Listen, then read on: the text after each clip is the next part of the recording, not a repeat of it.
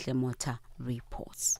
Evidence before the Matlanga Commission has alleged that General Sinona and attempted murder accused Vusmuzi Ket Matlala had a close relationship. This is according to Witness X, who testified remotely through an intermediary at the commission in October last year. WhatsApp messages presented by Witness X revealed a discussion between the pair about a purchase of a property by Matlala for Sinona's son.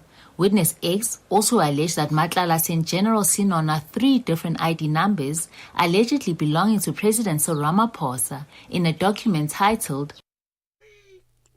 And lastly, the U.S. Democratic Mayor of Minneapolis, Jacob Frey, says he has held a positive conversation with President Donald Trump. Frey says he's asked Trump to end the ongoing federal agents' operation against undocumented migrants. The operation has seen mass arrests and killings of 2 civilians. Meanwhile, tributes are pouring in for Alex Pretty, who was killed on Saturday. The BBC's Carl Nesman reports. Everybody we talk to here at this memorial, at the site of that shooting, tells us they want to see federal immigration officers leave the city. And that's going to be happening at least partially. We're learning Gregory Bavino, the head of the Border Patrol Force, will be leaving Minneapolis as soon as Tuesday, along with some of his Border Force agents. That says there's a case playing out in federal court. The city and state suing to see all 3,000 immigration officers leave this area. They say their deployment is not only dangerous, but also unconstitutional.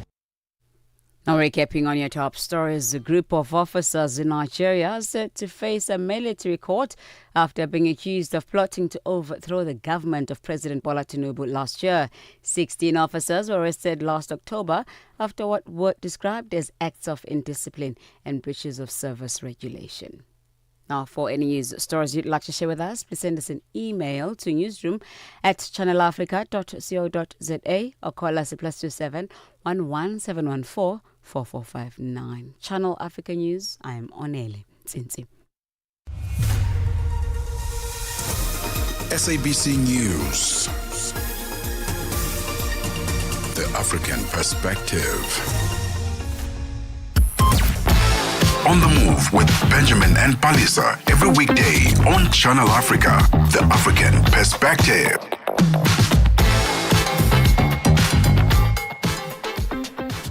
Good morning. Good morning to you and yours. Happy Tuesday. It's a beautiful day and it's a beautiful one to be African.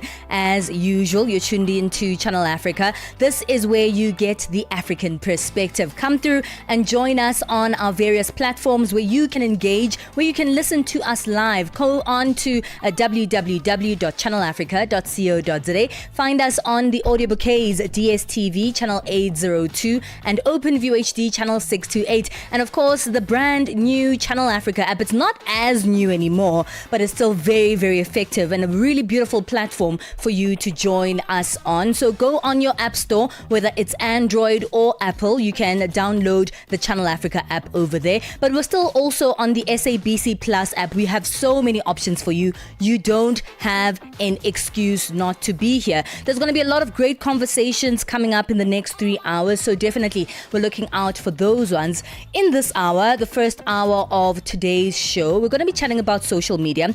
So many people are content creators these days, and it's a beautiful big economy on its own. But also, as people get more and more into social media, the platforms themselves measure your success by how many likes you get, how many followers you get, how much engagement you get on your platforms. And that can also open up a lot of opportunities. So once those likes and those followers start coming in, it can cause a lot of excitement, those dopamine hits that we love and those feel-good feelings. But when the engagement lowers, because life happens, right? And people like to listen and engage with different things at different times. And when your engagement lowers, you may feel like a little bit of a failure. So in the first hour of the show, we're going to be looking at how we can separate our personal value from our online performance and making sure those are two separate things so that when you don't perform as well online, you don't feel like you've lost yourself completely. And that's going to be the first conversation we engage in. Good morning, Benji. Hey, how are you doing? Doing good. How are you? We also have that in the cubicle feature. Absolutely. Yeah, it's one of those things that we get practical with work. Yeah, it's times where, you know, you get some disappointments in the workplace, and that's what we're going to be dealing with today. How do you explore the practical realities of retrenchment, from understanding your rights at work to managing what comes next? The thing is, most of us don't understand how the retrenchment process works and what are your rights during that retrenchment process. So that should be an interesting one. Absolutely. So stay tuned for that one. In our final hour, we wrap up the conversation of the day. Another interesting conversation that we're going to be looking into in the third hour of today's show. We're going to be looking at how couples can structure their retirement strategy. You know, usually when we speak about retirement, we speak about retirement with you alone. But if you are in a relationship or if you're married, you both have to think about how you're going to bring things together to support the whole household once you both retire. Come in, join us. We are at Channel Africa 1 on our social media platforms, X, Instagram, TikTok, you name it. Also streaming live on Facebook and on YouTube. So that's so many ways to engage with us in the next 3 hours. Come on through. Welcome to On The Move.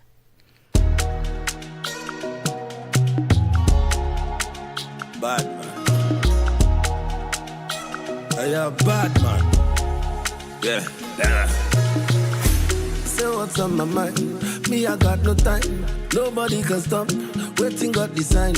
Me, I'm not the pastor. Me, I love the wine. The boy know they entitled. If you treat me right, it's fine. Right. Wine for me, sexy girl, then wine for me. Right now, me no got no time to keep no dirty company. Only positivity, no bad energy. I live my life the way I want. I owe no one apology. Yeah.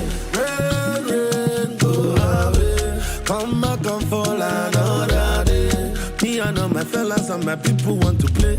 Nobody really care what I hate, I got to say. Rain, go away. Come back and fall another day. Cause me, I know my fellas and my people want to play. Nobody really care what I hate, I got to say. Yeah. I say day or day. Make I day my day. Day or day. Oh. Nobody worry, nobody.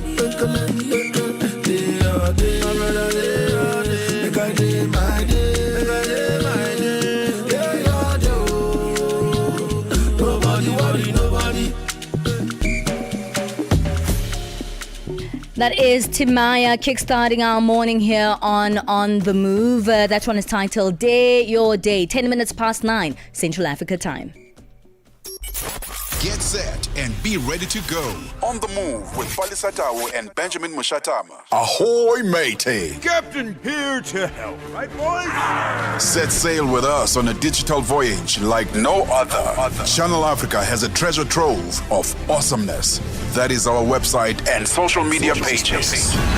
Tell me, why are you here? We want you to be part of our adventure. The winds are changing, Captain. And this time... Imagine a world where curiosity knows no bounds, where entertainment meets enlightenment, and where every click leads to the African perspective. Visit us on our website, www.channelafrica.co.za, or follow us on Instagram or on X at Channel Africa 1. Go on, like us on Facebook at Channel Africa 1. So, spread the word. Tell a friend that Channel Africa online variety is what they need on the web. Channel Africa, the African perspective.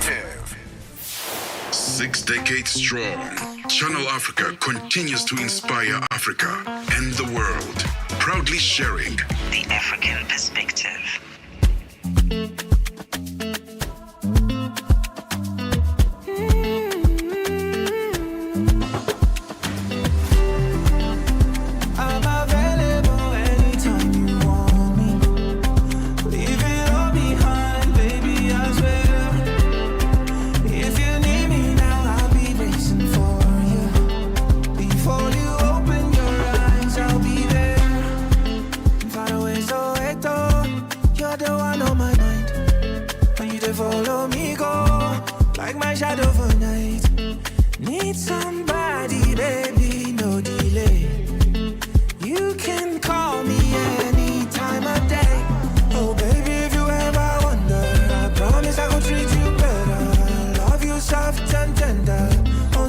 señorita. Open door, baby, make I enter. Letting make I do to show you that I love you, my señorita. I'm available anytime you want me. Leave it all behind, baby, I swear. If you need me now, I'll be racing for you. Before you open your eyes, I'll be there. I'm available anytime you want me. Leave it all behind, baby, I swear. If you need me now, I'll be racing for you. Before you open your eyes, I'll be there. That's Johnny Drill. I'm available here on Channel Africa, giving you the African perspective. You know, we do live in a creator economy. It's so beautiful to see a lot of people trying new things online, more and more content creators joining the space. And of course, seeing the African content creators doing things big and attracting so much international attention. And with content creation, metrics like views, likes, and followers are often what we measure the success of our pages by, but that can sometimes come at a cost, especially when you are doing great and then all of a sudden your engagement drops and your algorithm changes. Creators can also suddenly feel irrelevant when that happens, even after years of putting in the work. Today we're looking at that. We're looking at the very real challenges of separating our own personal value, who we are, how we feel about ourselves, from platform performance on social media, and how, of course, creators can maintain perspective when their numbers don't reflect their efforts or their talents. Joining us on the line is a friend of the show, Audrey Imbayago, social media specialist and digital marketer. Always a pleasure, Audrey. It feels so good. It feels so good to see the numbers go up when your views rise, when your followers increase, and when all your numbers are doing well on social media. Oh, it feels so good. It's almost like a drug, isn't it? It definitely is. Thank you so much for having me today, Palesa. Oh, it is a pleasure to always have you. Let's speak about this drug, right? It's not just a social media drug for, all of us, we're not all content creators, but when we do post something online, if you're not a creator, you watch maybe sometimes once a day, twice a day, some people even more, and you continuously sort of looking at how your post is doing. Oh, I got 3 likes. Oh, now it's 5. Now it's 10. And then when you start going viral and becoming a real content creator, oh, you are in the right space. You're getting so much views. Your followers are rising into the 10s and 20 and 30s of thousands. And now you feel like you have arrived. You have made it. How do you describe that feeling for someone who maybe is trying to go into content creation? Thank you so much. Okay, so what happens is that content creation and going viral are two slightly different things. Content creation by itself is already energy draining, but going viral is an addictive drug. Once you go viral, there's this human urge that I've noticed from a lot of creators. You go viral once, you want to keep going viral. You want people to keep viewing your content. And that is a boundary where you need to now manage your emotions and your mental health as well. Because once you get to that point, there's no coming back. It's a matter of now having this strong will to say, okay, I am going to calm down. I am going to go viral today, but I may not go viral every day. Preparing mentally for that. And if you don't do that, you will find yourself drowning and doing the most just to go viral again. Mm-hmm.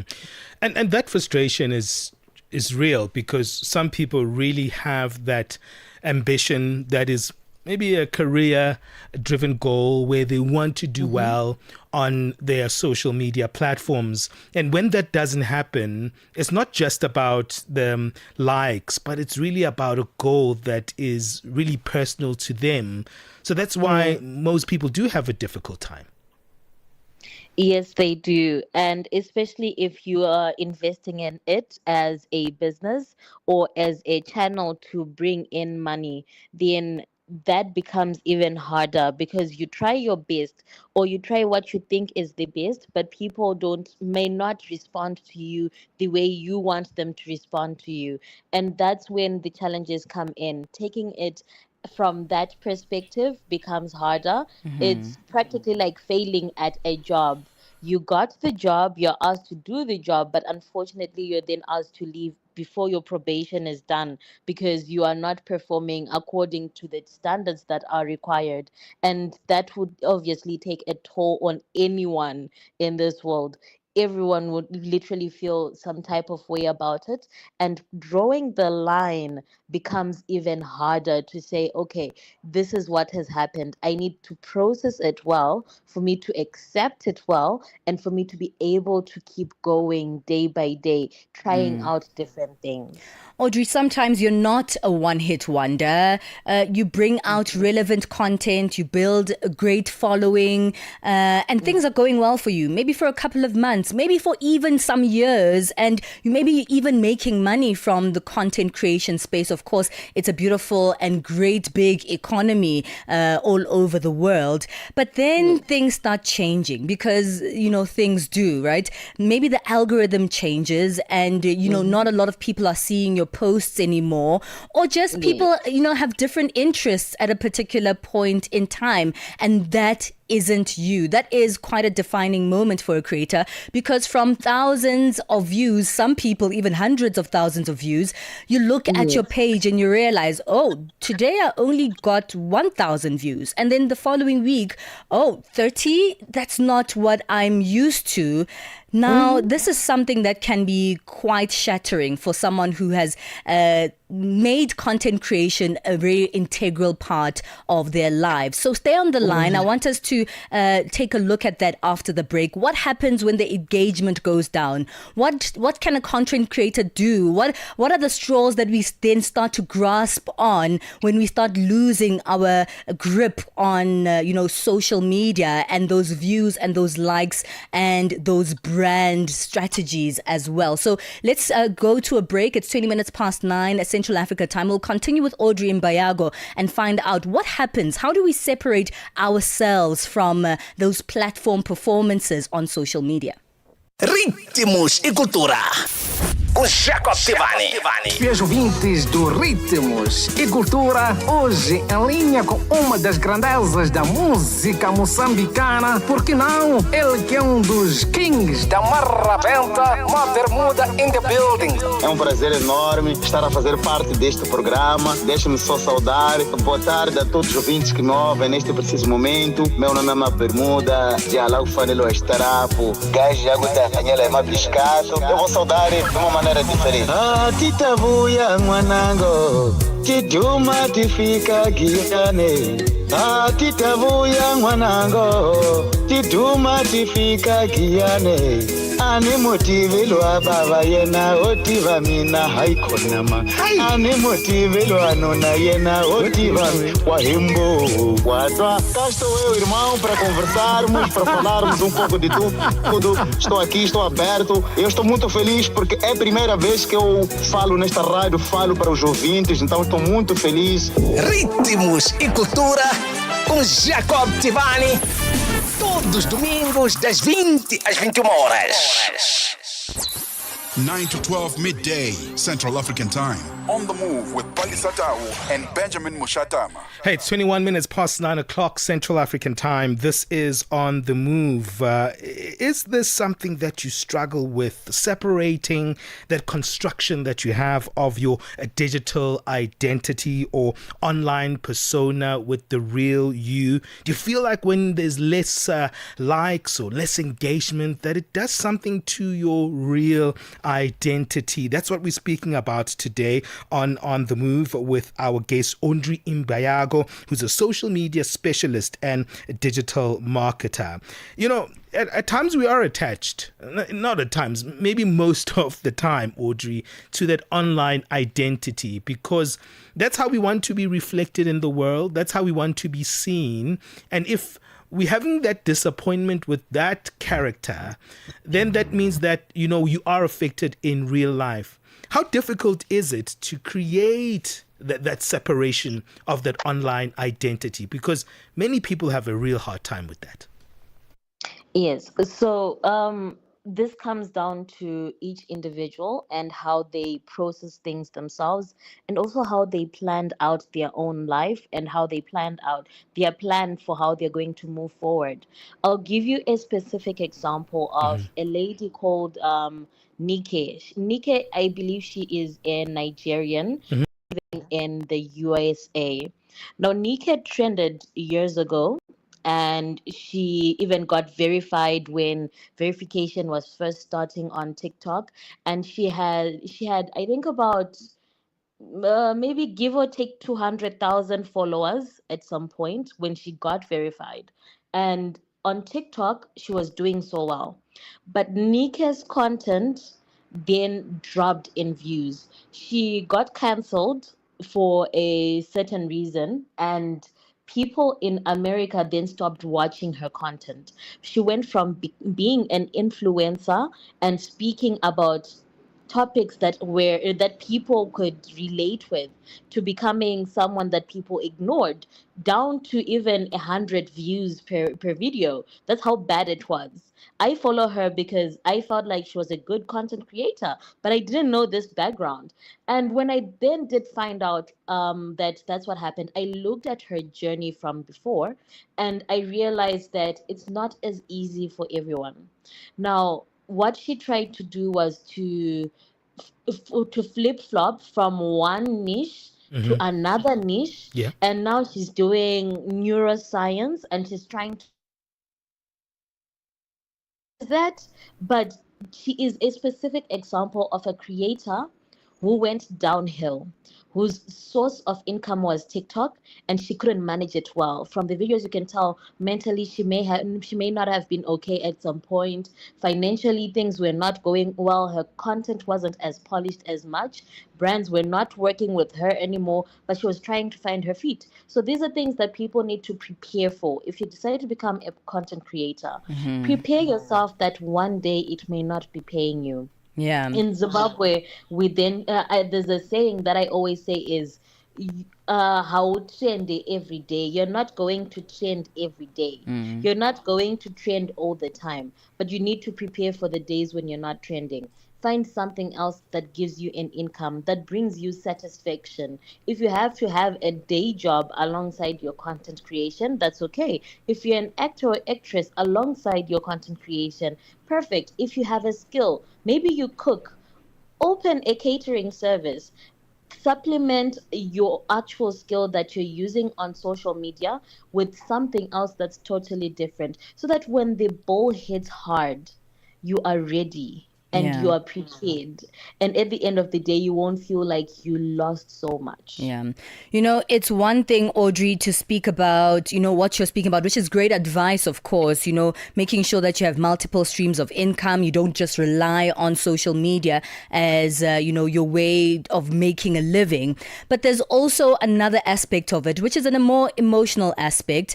When we become popular on social media, we feel good about ourselves as people. And when that changes, we can start feeling like personal failures, like we're not worthy anymore, like our value has lowered just as human beings. How can we do that, especially when things are good? How can we separate our own selves, how we feel about ourselves, our personal value and our personal perspectives from our social media platforms? Is it something that we should do even when we are at the peak of our content creation career? Yes, most definitely. Social media is not a real place. It is definitely not a real place. It does not reflect exactly who you are. I know sometimes we can emotionally invest in our platforms, and we can invest financially, and we put our all into it. But it's not a real place. You always need to remind yourself that it comes down to also the kind of content that you put out there. It's very easy for people to put out content that is untrue, or that is pushing a certain narrative. Remember, if you decide to use your platform as that, you need to also remember that as much as you're authentic, it's not a real place. It's a place that you're investing in, and you need time to get away from it. If you practice getting away from it, you'll also find that it will become easier for you to go into that flow of, okay, right now it's not working out and it's okay. All right, let's wrap it up with some positivity. Then, how do you, interact with social media in a way that is healthy for you? I know it sounds like an obvious response because you've already said it, that, you know what, social media is not a real place, so you have to be objective around it. But what other advice could you give us, Audrey?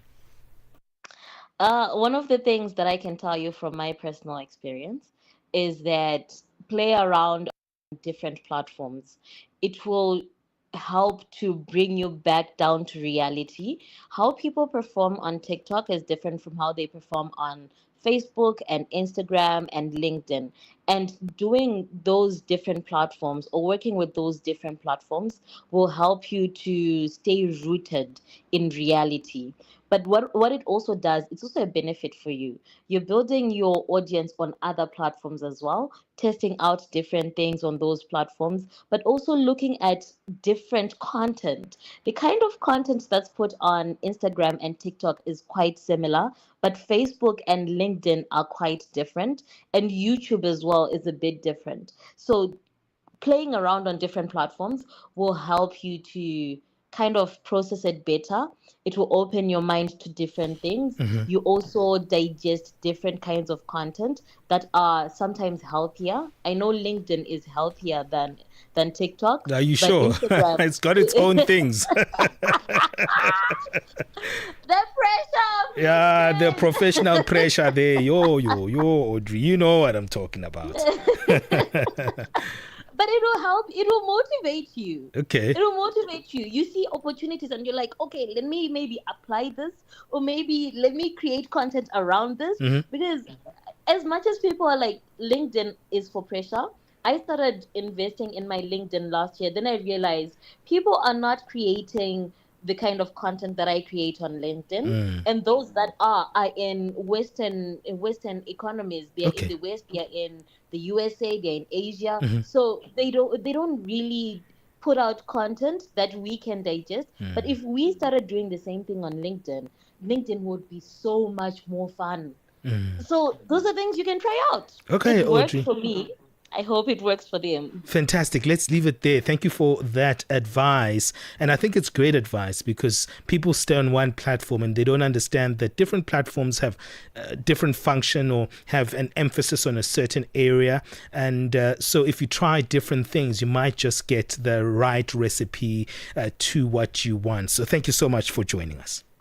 Most welcome, Benjamin. That's Audrey Imbayago, social media specialist and digital marketer. Maybe you should check her out on her LinkedIn, right? She says she's got a lot of content there, so do that. Let's move on right now. Let's get our sports. Sports on Channel Africa.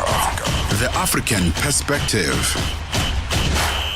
It's a very good morning from the sports desk. I am Musibu Dimakura with the latest sports news at the Sawa. So former FIFA president, should I say, Sepp Blatter on Monday suggested he supports fans boycotting the World Cup matches in the United States this year. This is due to the concerns regarding security.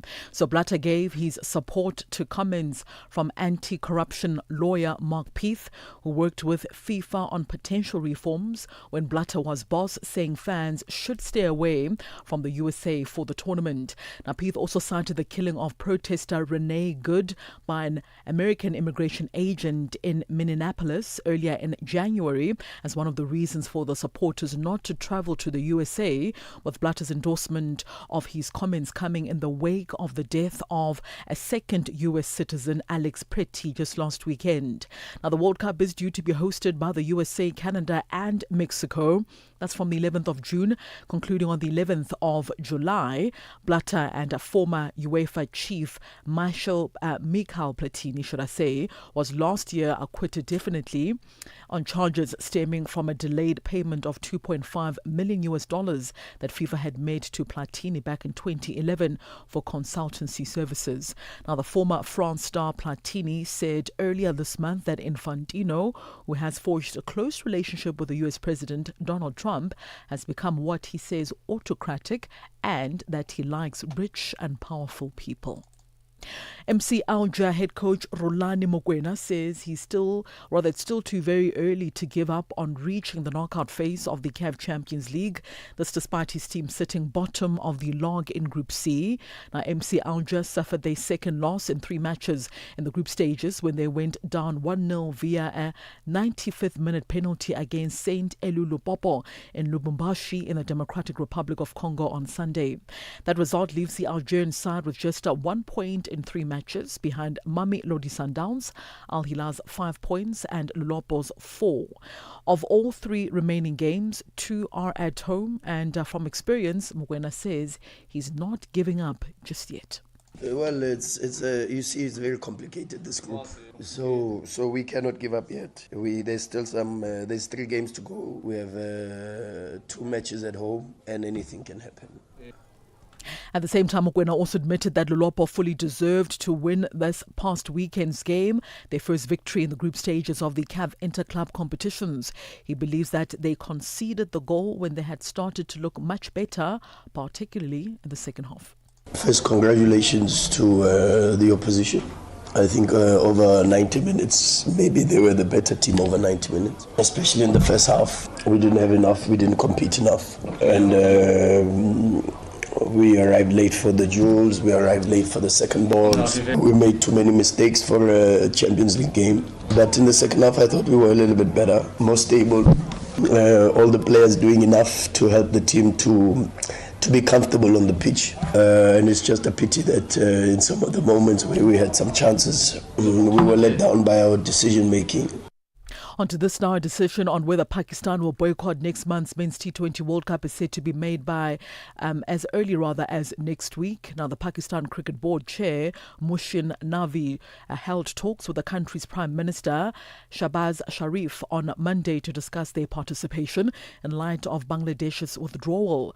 Now, the International Cricket Council, also known as the ICC, replaced Bangladesh with Scotland on Saturday for the tournament, which is being co-hosted by India and Sri Lanka between the 7th of February and the 8th of March. Navi said in a post on X he had also a productive meeting with Sharif where he briefed him on the ICC matter. Now, BBC Sport understands that in addition to the full boycott of the tournament, Pakistan officials are considering just boycotting their match against India. Pakistan are due to play India at the T20 World Cup in Colombo, Sri Lanka. That's on the 15th of February in accordance with an agreement signed late last year saying the two countries will play at neutral venues whenever one of them are hosting an ICC event. Political tensions mean the two countries have not faced each other outside men's major tournaments since 2013, while India have not played in Pakistan since 2008. And finally, Germany's Alexander Zverev remained on track for a return to the Australian Open final. This after beating American Lena Teen 6-3, 6-7, 6-1 and 7-6 in the Melbourne Park quarterfinal earlier today. So the big serving third seed who finished runner-up to Yannick Sinner last year will face Carlos Alcaraz or Alex de Minaur in the last 4 in what will be his 4th semi-final at the event. Now, Zverev secured a break in the 6th game of the opening set with a 21-year-old teen sent a cross-court backhand just beyond the tram lines to give the German the upper hand. There was little between the pair in the second set, which a teen shaded in the tiebreak, having beaten Zverev with a fine passing shot to set himself up for a set point that he gleefully converted. However, Zverev pulled clear in the third set, eliminating the unforced errors as well as breaking twice to ease ahead. The fourth set went on serve, but Zverev took command of the tiebreak and then booked his place in the next round of the first Grand Slam tournament of the year. It is 9:37 a.m. Central African Time and concludes your sports news this hour. For any sports stories you'd like to share with us, do remember to send us an email to newsroom@channelafrica.co.za. Give us a call as well. The newsroom line is +27 11714 4459. I'm back with more sports news in the next hour. For Channel Africa Sport, I am Mosibu Di Makura. Sports on Channel Africa. The African perspective. Channel Africa is evolving, and so are you. Stay connected wherever you are with our brand new website and mobile app. Stream your favorite shows, catch up on African news, culture, and conversations, all at your fingertips. Africa is just a tap away. Your world, your stories, now on the go. Stay connected wherever you are. Visit channelafrica.co.za or download the Channel Africa app today. Channel Africa, the African perspective. Let's get our latest business news with Chandu Kolikeke.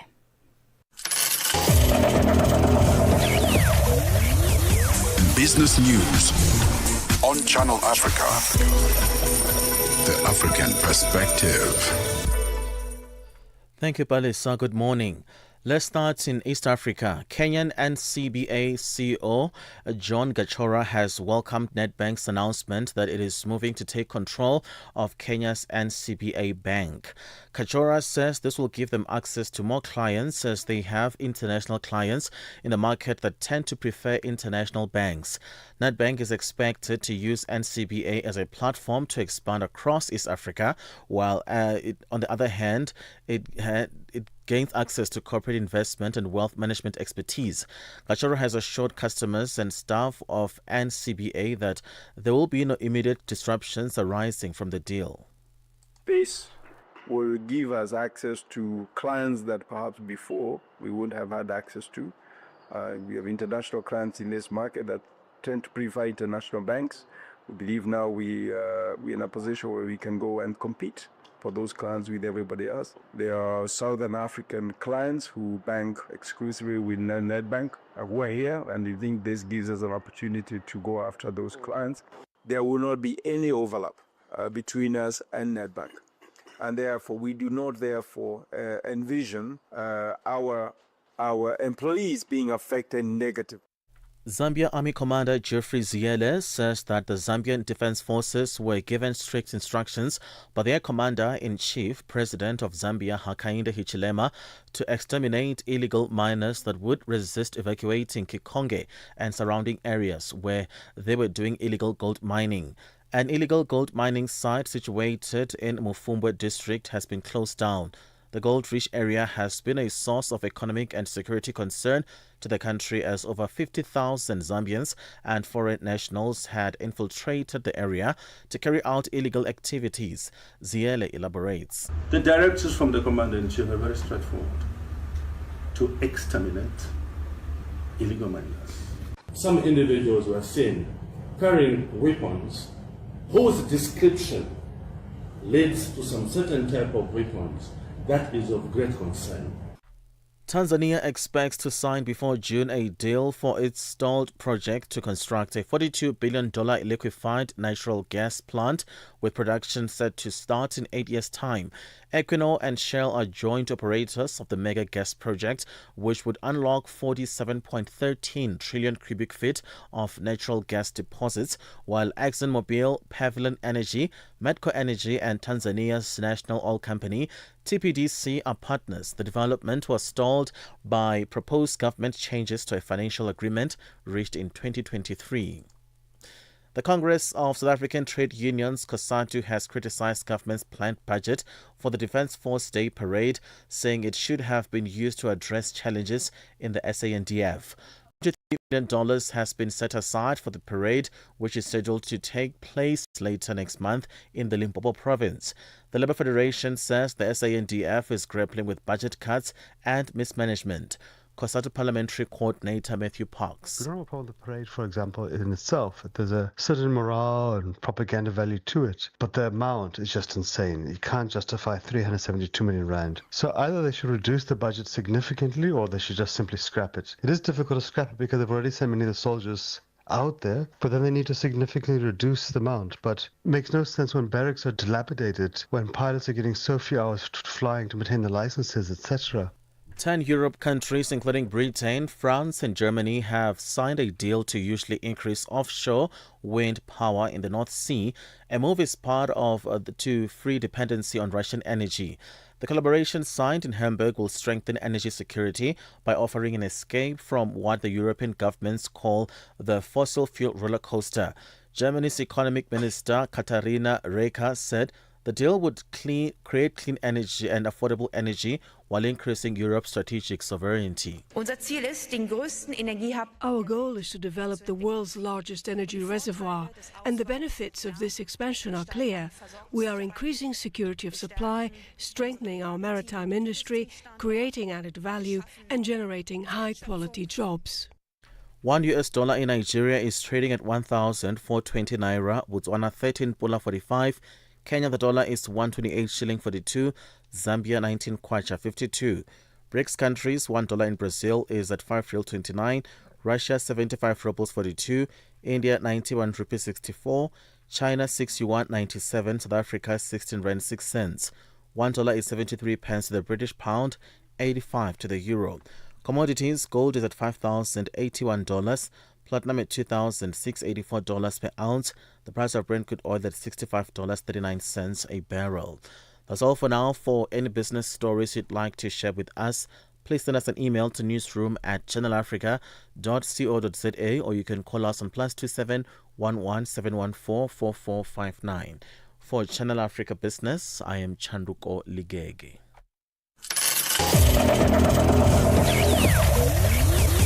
Business news on Channel Africa. The African perspective. Ahoy, matey! Captain here to help, right, boys? Set sail with us on a digital voyage like no other. Channel Africa has a treasure trove of awesomeness. That is our website and social media pages. Tell me, why are you here? We want you to be part of our adventure. The winds are changing, Captain. And this time... Imagine a world where curiosity knows no bounds, where entertainment meets enlightenment, and where every click leads to the African perspective.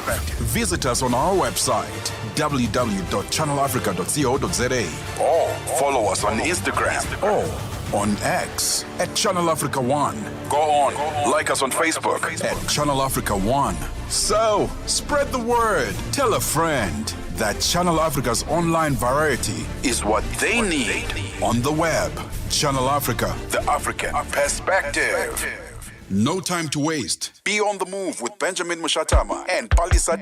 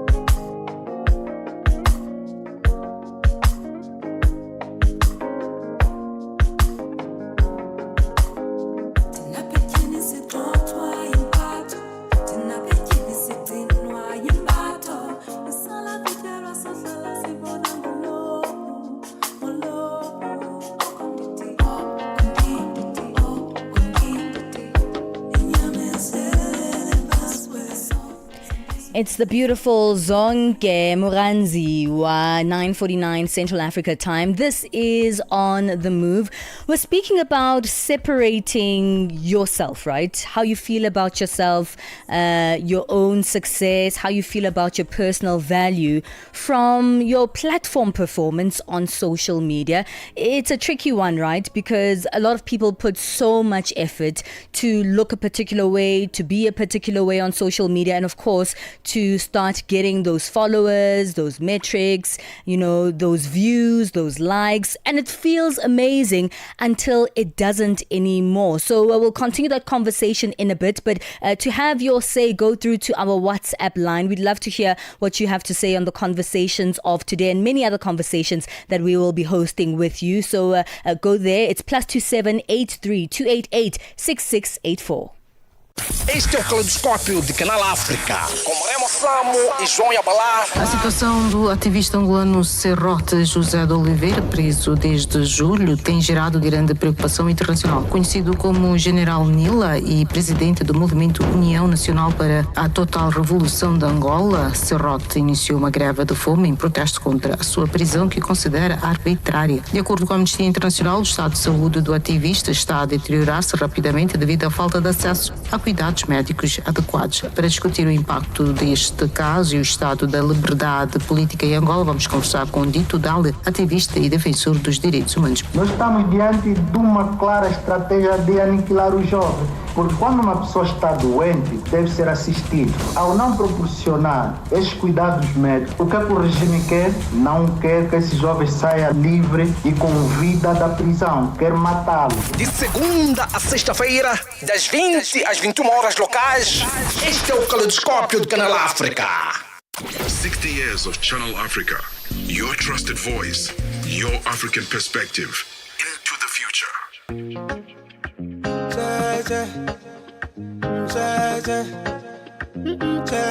I told you, man.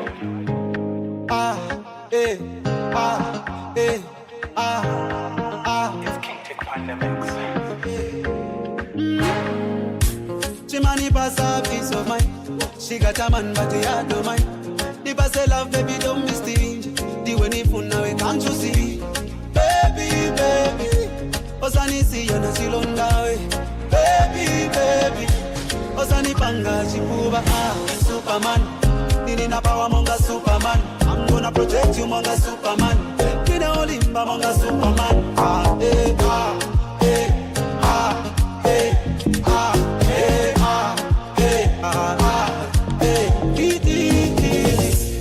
Give you what belongs to Caesar. To Caesar, baby, I'm the leader. You what she touch it, deliver. Give you what belongs to Caesar. To Caesar, baby, I'm the leader. Deliver. Chocolate, a big baller. My lady's coming to want more. She love the way I put it down, but even more, she love my aura. Shake like thunder, beat like drama. This right here is a la casama. Somebody please call emergency. The way the girl is hurting me, yeah. I like her, she a freak. My wife, she a keeper. No one like her, she a sniper. My type of ghetto diva. I like her, she a freak. My wife, she a keeper. No one like her, she a sniper. My type of ghetto diva.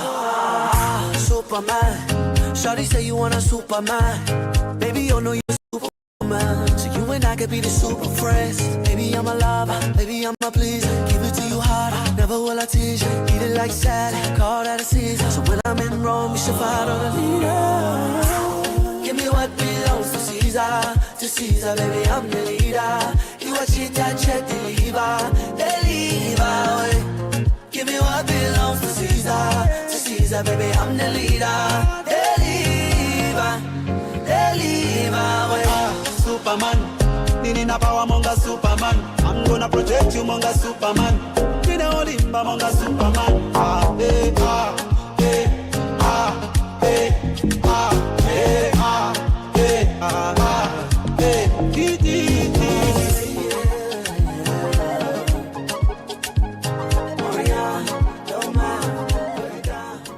Hey, that's Omarion. Hang out with Yo Maps with one titled Superman. It's 54 minutes past 9 o'clock Central African time.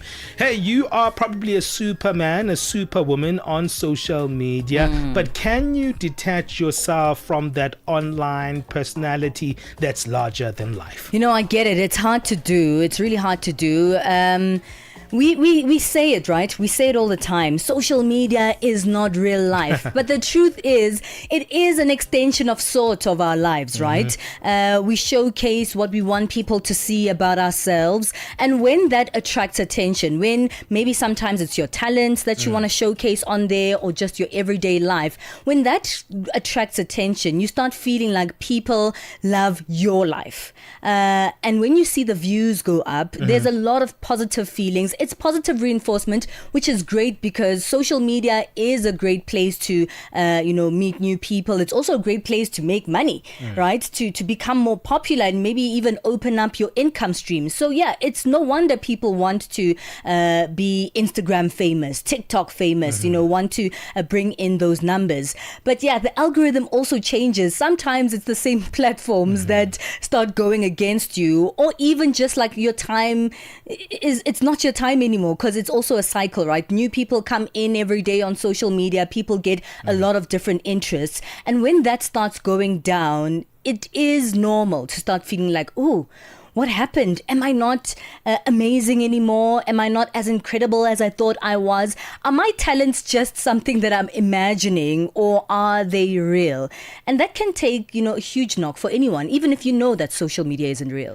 Look, I remember the days how social media was introduced, right? It's when it felt like it was 1D. Remember, it felt like it was a very flat page. Yes. And all you could see were the names of people before that you could actually get to see their images and their pictures. So you would just invite the names of people that you used to know and connect them. And over time, then they incorporated pictures and, the platforms became bigger. But I remember the intention why we started social media. Friends. It was to connect with each other. Yeah. To actually connect with people that you've known all your life and to have that genuine connection. And I don't know how we lost it over time. Of course, social media has evolved and has become transactional, right? And that's why we should start thinking more about it. I know on my Facebook page, if I don't know you personally, you're not coming on, right? Yeah. So I still use Facebook in an old-fashioned way. I still like that feeling of just being with the people I know on my Facebook, the people that I grew up with. I want to see where they are in life. I want to see their kids. I want to see that. And then on different platforms, just like Audrey was saying, you can try to use it as different things. I know my Instagram, I try to still use it as a photo album. I know I'm so old school about that because it started as a photo album kind of format, right? I still use it as that because I'm hoping one day I'm going to give my pin to my son and my kids, and they'll be able to interact and look back at how they grew up, or life like that, what happened. But over time, these things do evolve. They become less personalized, right? And that's where the trick is, where how do you separate your true feelings from the platforms themselves? That's why I have a very much limited acceptance policy when it comes to certain platforms, because I feel like these are still mine. I still want to keep them personal. I still want to feel connected to these platforms. And then I don't have to care who likes it or who doesn't like it. I think the trick also is not just to wait for the engagement to lower, to start realizing like, hey, I still matter.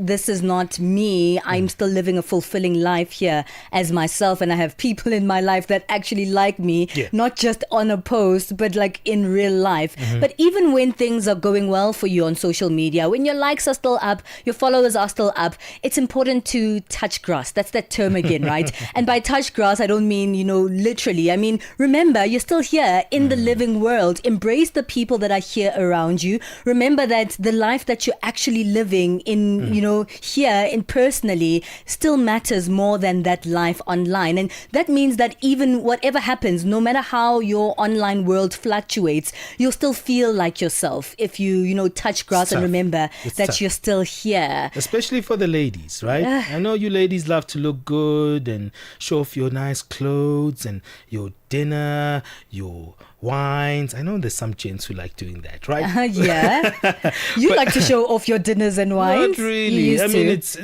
like I do it because it's very personal. Yeah. So it's not to say, hey, I'm doing this or that. It's just to say, hey, I'm here with my family, with my friends. It's good. It's a good moment, right? And I hope that generations to come see it. That's why my platform is very limited to people who know me, right? Yeah. But there's some of us who do it so that we can get that self-acknowledgement from others, because the likes are important for us, but also it's a business transaction, and it does matter if it's like that. But separating the two worlds can be tough, I have to say. What's your thoughts on that one? Are you easily able to separate your online personality to your offline personality, or is that such a thing? Or do you think it's just one thing, Ben? I am who I am. I just show off who I am on my social media. +2783 288 6684. Let us know. It's time for us to move on right now. It's time for our latest news. SABC News. The African Perspective. Thank you, Benjamin. Looking at your top stories, a group of officers in Nigeria set to face a military court, and NATO Secretary General dismisses calls for Europe to stand on its own feet. Your latest news. Greetings to our listeners. A group of officers in Nigeria are set to face a military court after being accused of plotting to overthrow the government of President Bola Tinubu last year.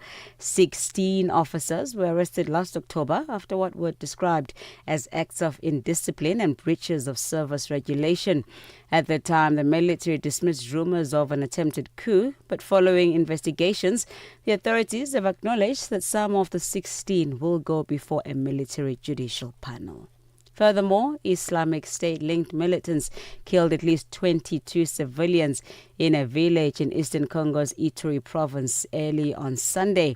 This is according to internal UN reports and local civil society leaders, the latest in a series of deadly attacks in the region. Christopher Muyanderu, head of the local rights group known by its French acronym CRDH, based in Uhuru, said 25 civilians had been killed, including 15 men, whose bodies were found inside a house and 7 others along the road.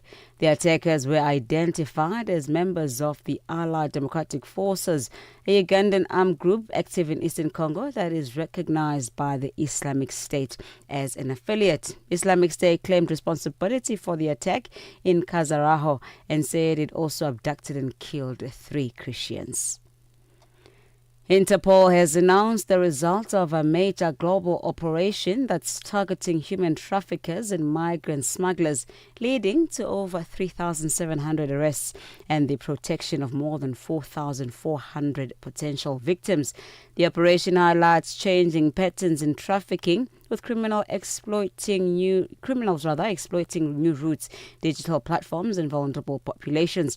Authorities opened at least 720 new investigations. This is according to the agency headquarters in France that assists police in 196 member countries to collaborate to fight international crime.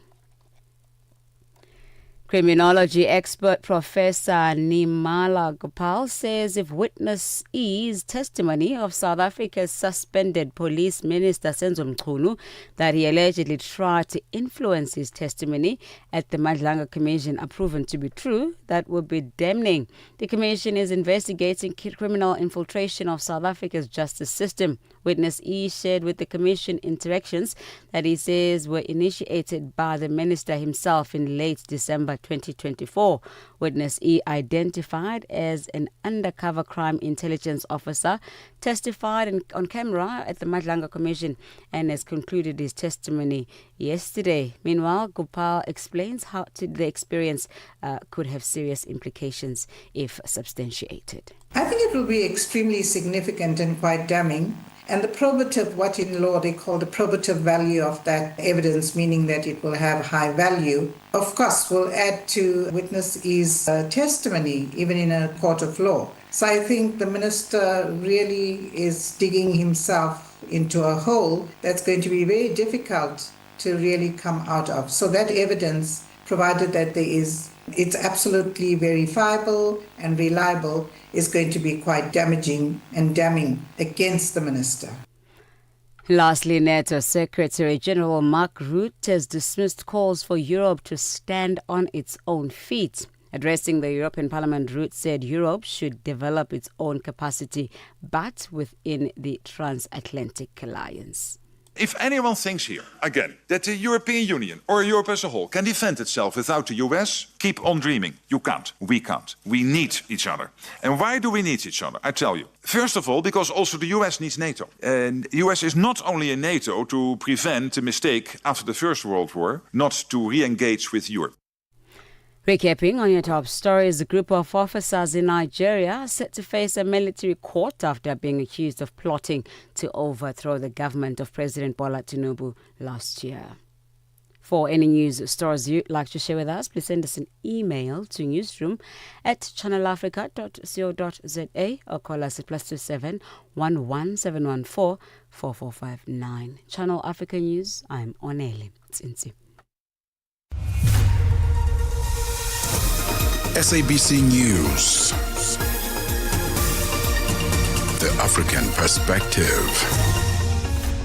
Download the SABC app and take Channel Africa with you everywhere you go.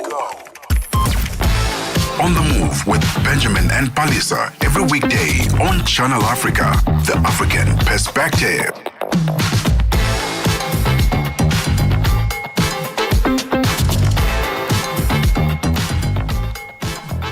All right, we're moving into the second hour of On the Move right here on Channel Africa. Hey, thank you for joining us. Remember, we're live on our live streams as usual. You can check out the action in studio right here at the SABC. We're right in our headquarters in Johannesburg. Remember that you can find those live streams on our Facebook page. Hey, tune in, come in, don't be shy. And then you can give us a comment as soon as you get there in our Facebook page, or simultaneously you can see that broadcast on our at Channel Africa 1 YouTube page. So you can really get into what is happening right here on Channel Africa. And what is happening right now in this hour of the show is speaking about, it's not a great conversation to have, but unfortunately it is necessary. And the necessary conversations are important to have because, a lot of things can happen unexpectedly. The economy isn't doing great all across the world, not just here on the African continent. And sometimes that leads to retrenchment in some workplaces. And when you're facing that, you are left with quite an uncertainty. But sometimes if you don't have enough information as well and knowledge on what the next step is for you, then it could lead to even worse. So we're going to be exploring that in this hour of the show, what the practical realities are if you are retrenched, and understanding what your rights at work are and how you can manage the outcome of what comes next. Stay with us. Dr. Linda Meyer is going to join us for that one, a managing director at the IIE's Rosebank College, a former commissioner at the Commission for Conciliation, Mediation and Arbitration in South Africa. It's a good talking point because you know what? We need to all adapt. We need to move and swiftly, and changes are always there. Disappointments are always there in life, but we need to keep going. So we'll have that conversation in our In the Cubicle conversation. Let's move on to music. This is Gyaki with one title, Something.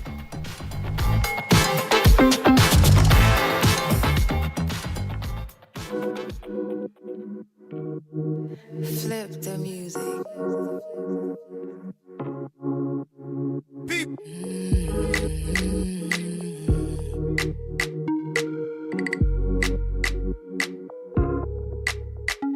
It's like something doing me bottle, yeah. Are you looking for me? What bottle, yeah. It's like I'm walking far away to you. Baby, don't try me, come closer, let me do you this. Big body pocket, what you say now? The way you do me so, don't call me bye-bye. I be needing my peace, so big body pocket, what you say now? It's like there's something running down below. When you do me like this, and I really wanna say nice things, just go shut your door. Oh, you know I be. It's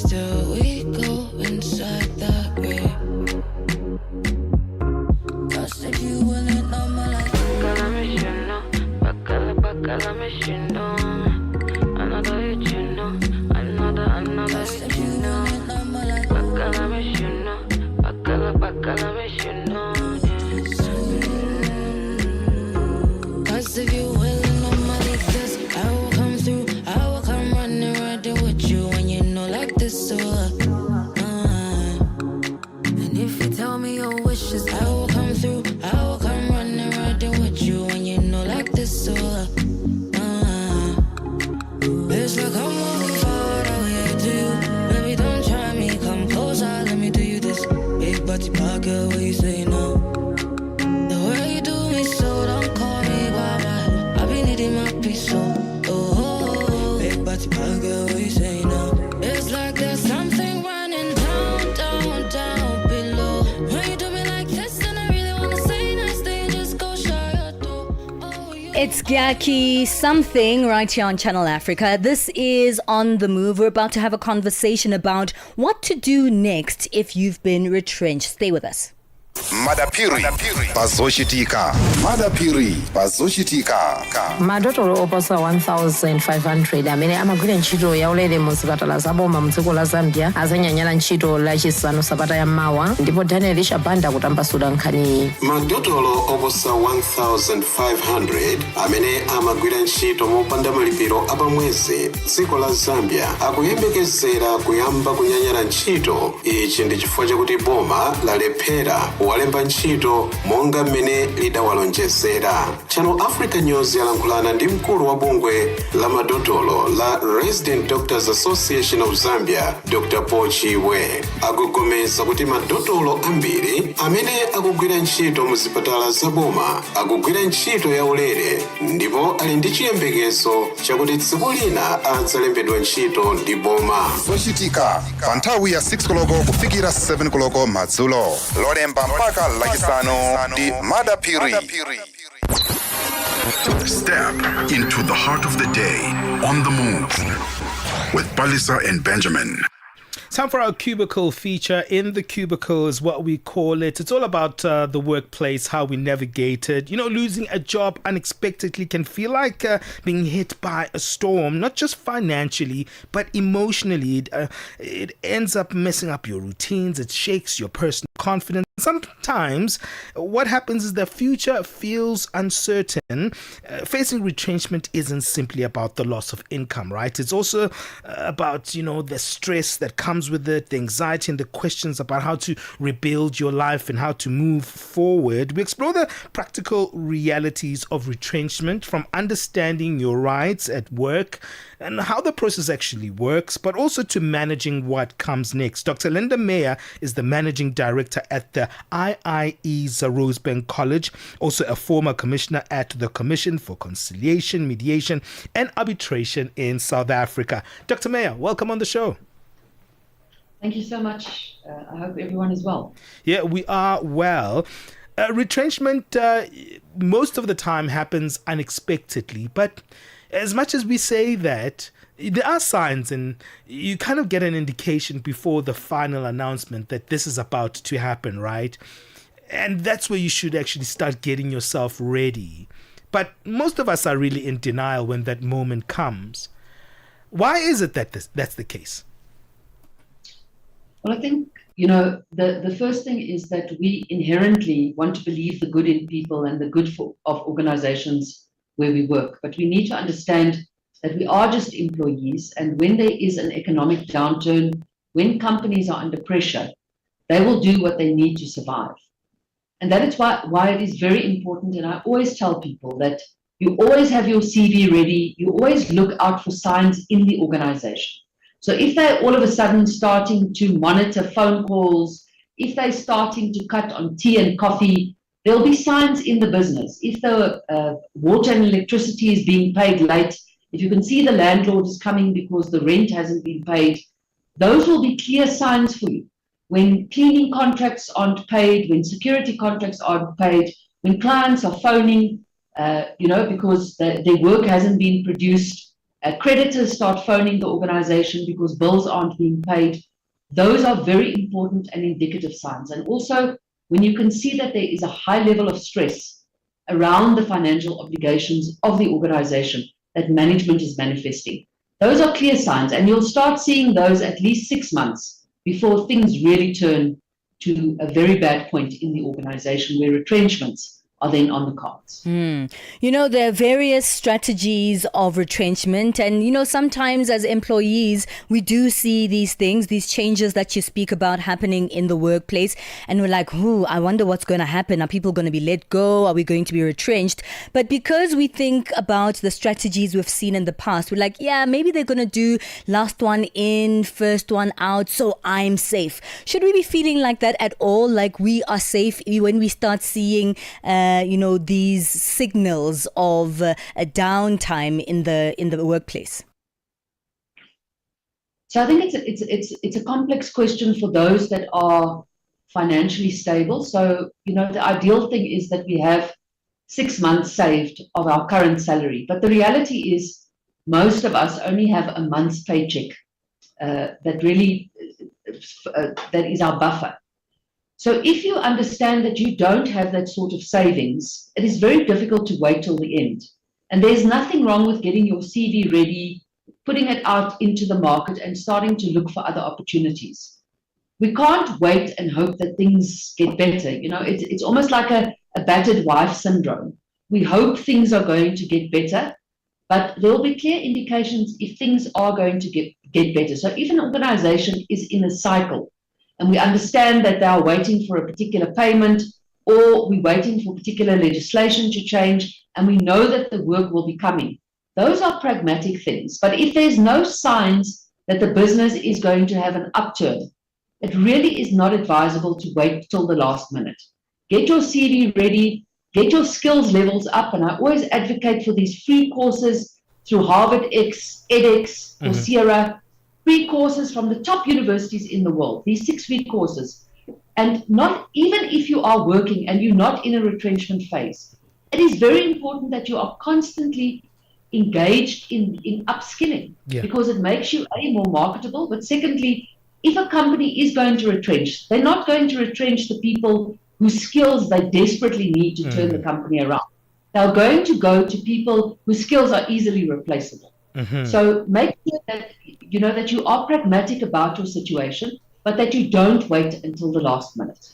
And then when that moment comes of reckoning, where you get that resignation letter on your desk, you arrive at work and it's colored in black and white, and you're like, oops, here it is. What's the first step to take? Well, each country obviously has its legislative framework. In South Africa, it's regulated by the Labour Relations Act and the Basic Conditions of Employment Act, and employers are forced to consult. So employees will know at least 90 days in advance on average that the company is now at this stage where retrenchments are imminent. When you get this letter, the most important thing is that you take ownership of who you are. The retrenchment is called a no-fault dismissal for a particular reason. But as individuals, immediately we start feeling like failures, like we have let the company down, and then it's a natural reaction to go into a depressive state. So we'll immediately start thinking about that we're going to lose our homes, that our kids are not going to be able to be in schools. So the most important thing is to take stock of where we are right now, get a trusted person to speak to. There are many lines like Lifeline, free lines that you can call for emotional and psychological support, but you need a business mentor, because you need to, at that stage, because this is one of the most tragic things that will happen to somebody in their lives, that you then take stock. And I always say to people, take a couple of days just to settle down, because it doesn't help that you are emotive and you make a decision. Take a couple of days, get your CV ready. Hopefully by this stage, you've already identified that these things are going to be happening. And you need to pragmatically sit down and understand what your financial obligations are. What are those commitments, so that you isolate the problem and you understand the situation where you need to now find a solution. You will get a retrenchment package. If the company is doing this in good time. What we sometimes see is that companies just close overnight, or that companies tell you that they're going to have short time, so they're going to lay people off for 90 days, and then they completely disappear. And they do this because they don't want employees to go, for example, to the Commission for Conciliation, Mediation and Arbitration, or to the Departments of Labour to report the employer, to make sure that they get what they're entitled to. the employer is obliged to pay in South Africa an unemployment fund, and many of the other countries in Africa, Ghana, for example, through that fund has particular protection for employees, and most countries will have a protection. So it's not just about the retrenchment phase, it's also looking every month on your pay slip whether those deductions are being made. And that if you have a trade union, that they are checking periodically with the government entities that those payments have in fact been made, those statutory protective payments. Because in South Africa, for example, you will get up to 6 months at a particular capped amount, as well as your retrenchment package, all outstanding leave. So make sure that you understand what the entitlement is. But most important, understand what your obligations are so that you can adequately prepare. I can't tell you how many times I've seen employees getting their retrenchment packages, and because they're in the state of fear, they go and blow the entire package. They go and gamble all of it out, or they go and buy the most ridiculous things. So really have control over your mental state and get help. All right, Dr. Linda, let's take a break. You're helping us there. So many good points that you've given us. So we'll continue after this. Let's just do it. Your life just got easier. Get the Channel Africa app and take us wherever you go. Catch the latest news, enjoy your favorite shows, stream the music you love, and stay connected to the continent. All in one spot, right in your pocket. Simple, quick, and always with you. The Channel Africa app. Download it now on iOS and Android. On the move, weekdays, 9 a.m. to midday. Only on Channel Africa. #On the move. We're speaking to Dr. Linda Meyer about a very important conversation today. That's the Managing Director at the IIE's Rosebank College, a former commissioner of the CCMA. That's the commissioner at the Commission for Conciliation, Mediation and Arbitration in South Africa. Speaking about the practical realities of retrenchment, but also understanding your rights at work and managing what comes next. So you get the heartbreaking information of your retrenchment, Dr. Meyer, and then you take time, like you said, to deal with the emotional end of it, because it's not just all business. I mean, it is very personal, and people feel like, oh, I'm about to feel the insecurity of this harsh world. And once you do that, you realize, okay, now I need to take the next formal steps. But what scares a lot of people is that the workplaces have HR, have lawyers, and they have sort of things and structures on their side when you don't. How do you fight for your rights against organizations that have, I guess, an upper hand over you? Well, most countries have a body that protects employees. So even if you can't afford an attorney, if you are at a particular threshold, for example, you can access free legal services through legal aid, for example. But go to the Department of Employment and Labor in your country. If there is a body that is similar to the CCMA, go to them from the beginning to get advice. They have call centers, and don't be afraid, because the legislation is there to be fair and equitable. Do not just stand back and become a victim of the process. And I know it is very difficult because you feel that this is who you are, and it's not. It's just something that is happening to you. But you have to protect your rights. So reach out to those particular bodies, reach out to those call centers, and make sure that you get the advice. As I said, there are many free organizations that provide free legal advice to you, and reach out to those organizations and to the specific departments of legislative ambit that is there to protect you. Reach out to them right from the beginning so that you're not left in the lurch. And also, if you belong to a trade union, they obviously will be taking care of these particular negotiations for you, but make sure that you understand what is going on. Go and read the pieces of legislation. I always find that people are very apprehensive to go and read the legislation. In our Labour Relations Act and our Basic Conditions of Employment Act, for example, in South Africa, the steps are so logically set out. And the CCMA, for example, has a very clear guideline that anybody can understand what steps need to be followed. So don't be intimidated, because that's what organizations love to do. They love to bring in lawyers, they love to bring in HR, and they want to threaten people, and people feel intimidated. I'm not saying all companies do that, but that is one of the tactics. So certainly be mindful of your rights, read up, and equip yourself with that knowledge. Yeah. You highlight so many important things. And another thing is the administration around it, the documents that you need to receive from your employer.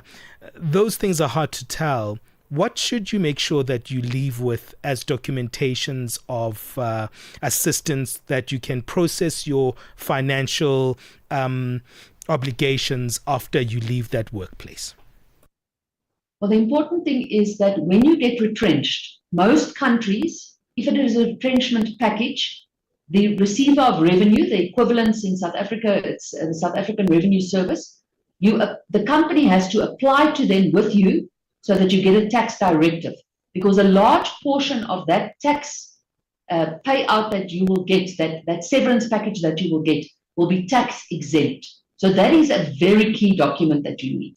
The second thing that you need is a certificate of service, which the employer must give you, that sets out how long you worked there, what the reasons were that you're no longer with them, and obviously the retrenchment. And then, very importantly, as we said, the unemployment insurance fund, confirmation of that, your pension documentation. Because when you leave the employer, all the pension that you have paid, they need to pay out that to you, as well as the entire payment that they have made. Currently, for example, in South Africa, you are entitled to 1 week's pay for every year of completed service. The legislation is currently being amended, and the proposal is that it will be 2 weeks for every completed year of service, as well as all the leave accumulated and what is due to you, and all outstanding benefits that is due to you. So make sure you have all of that in writing, and go to the CCMA, let them check that for you.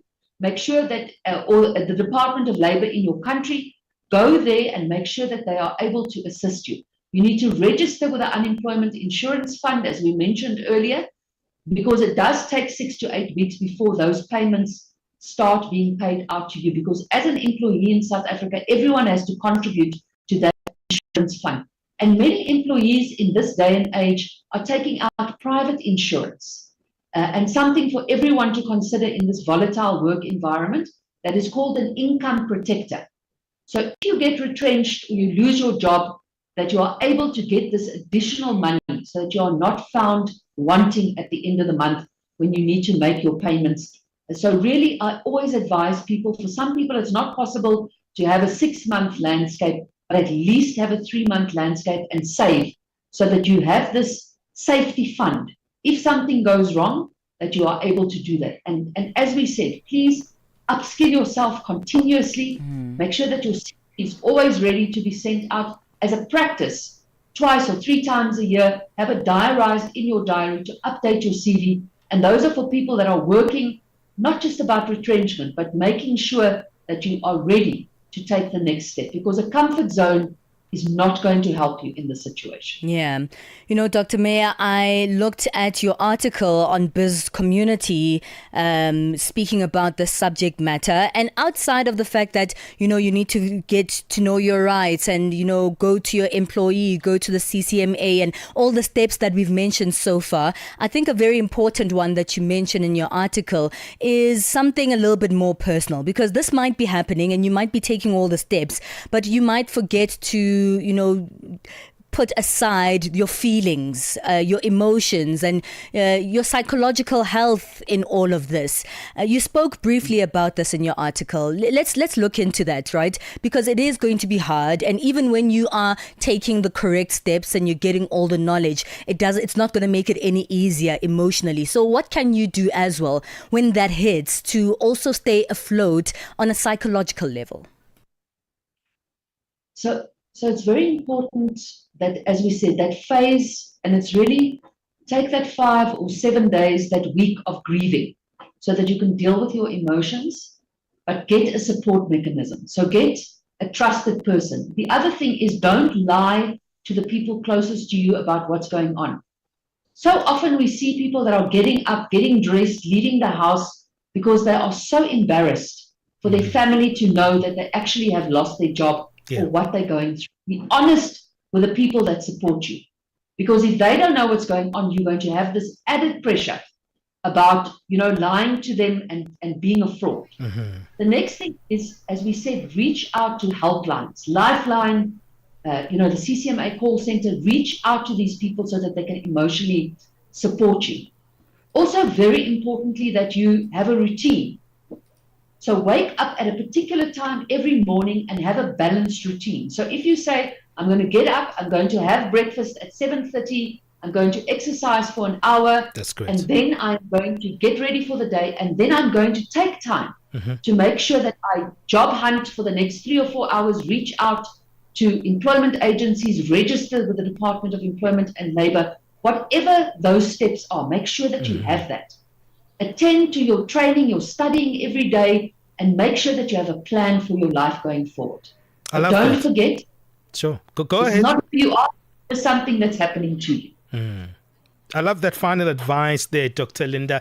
You've given us some fantastic tips there. Where can we find your article or some of the work that you do, Dr. Linda Meyer?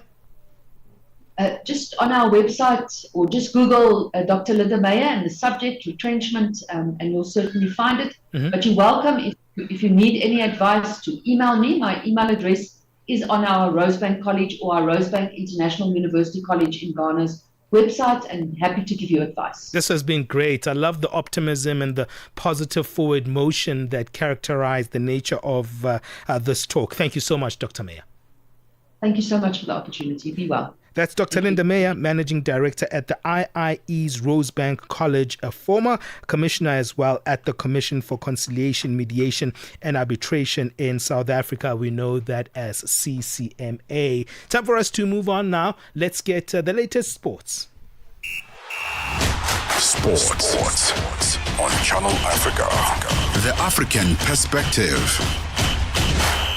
It's a very good afternoon from the sports desk. I am Mosibu Dimakura with your latest sports news at the Sawa. So the Nigeria's National Sports Commission has confirmed a 4-week residential training camp in Aberdeen in Scotland for athletes preparing for the upcoming 2026 Commonwealth Games in Glasgow, Scotland. So the Director General, Bukola Olapade, says the move is designed to reduce travel fatigue, improve coordination, and also ensure athletes acclimatise well ahead of the global showpiece.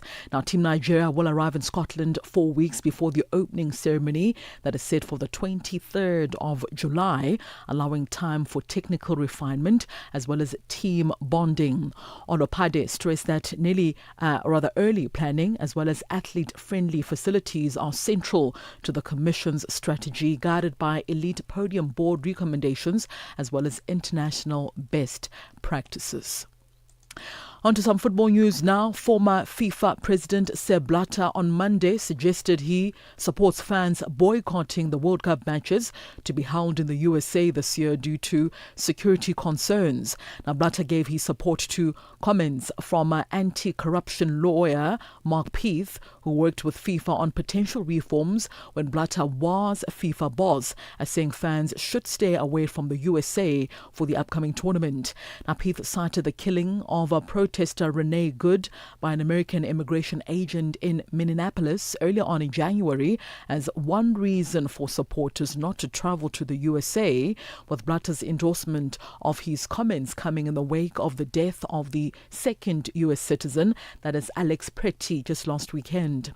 The World Cup is due to be hosted by the USA, Canada as well as Mexico from the 11th of June to the 19th of July. Blatter as well as former UEFA chief Michel Platini were just last year acquitted definitively on charges stemming from a delayed payment of a $2.5 million FIFA payment that FIFA had made to Blatter back in 2011 for consultancy services. Now, former France star Platini himself said earlier this month that Infantino, who has forged a close relationship with the US President Donald Trump, has become more of an autocrat and he likes the rich and powerful. Back on the continent now, MC Alger head coach Rulani Mokwena says it's still too early to give up on reaching the knockout phase of the CAF Champions League. This despite his team sitting bottom of the log in Group C. Now, MC Alger suffered their second loss in 3 matches in the group stages when they went down 1-0 via a 95th minute penalty against Saint Elulupopo in Lubumbashi in the Democratic Republic of Congo on Sunday. So that result leaves the Algerian side just 1 point in 3 matches behind Mamelodi Sundowns of South Africa, as well as Al Hilal's 5 points. Both teams obviously having 5 points following the draw this past weekend. That draw between Sundowns as well as Al Hilal, and Lupopo currently rooted bottom of Group C. So of the 3 remaining games, 2 are at home, and from experience, Mokwena says he's not giving up just yet. Well, it's you see, it's very complicated, this group. So we cannot give up yet. There's still there's 3 games to go. We have 2 matches at home, and anything can happen.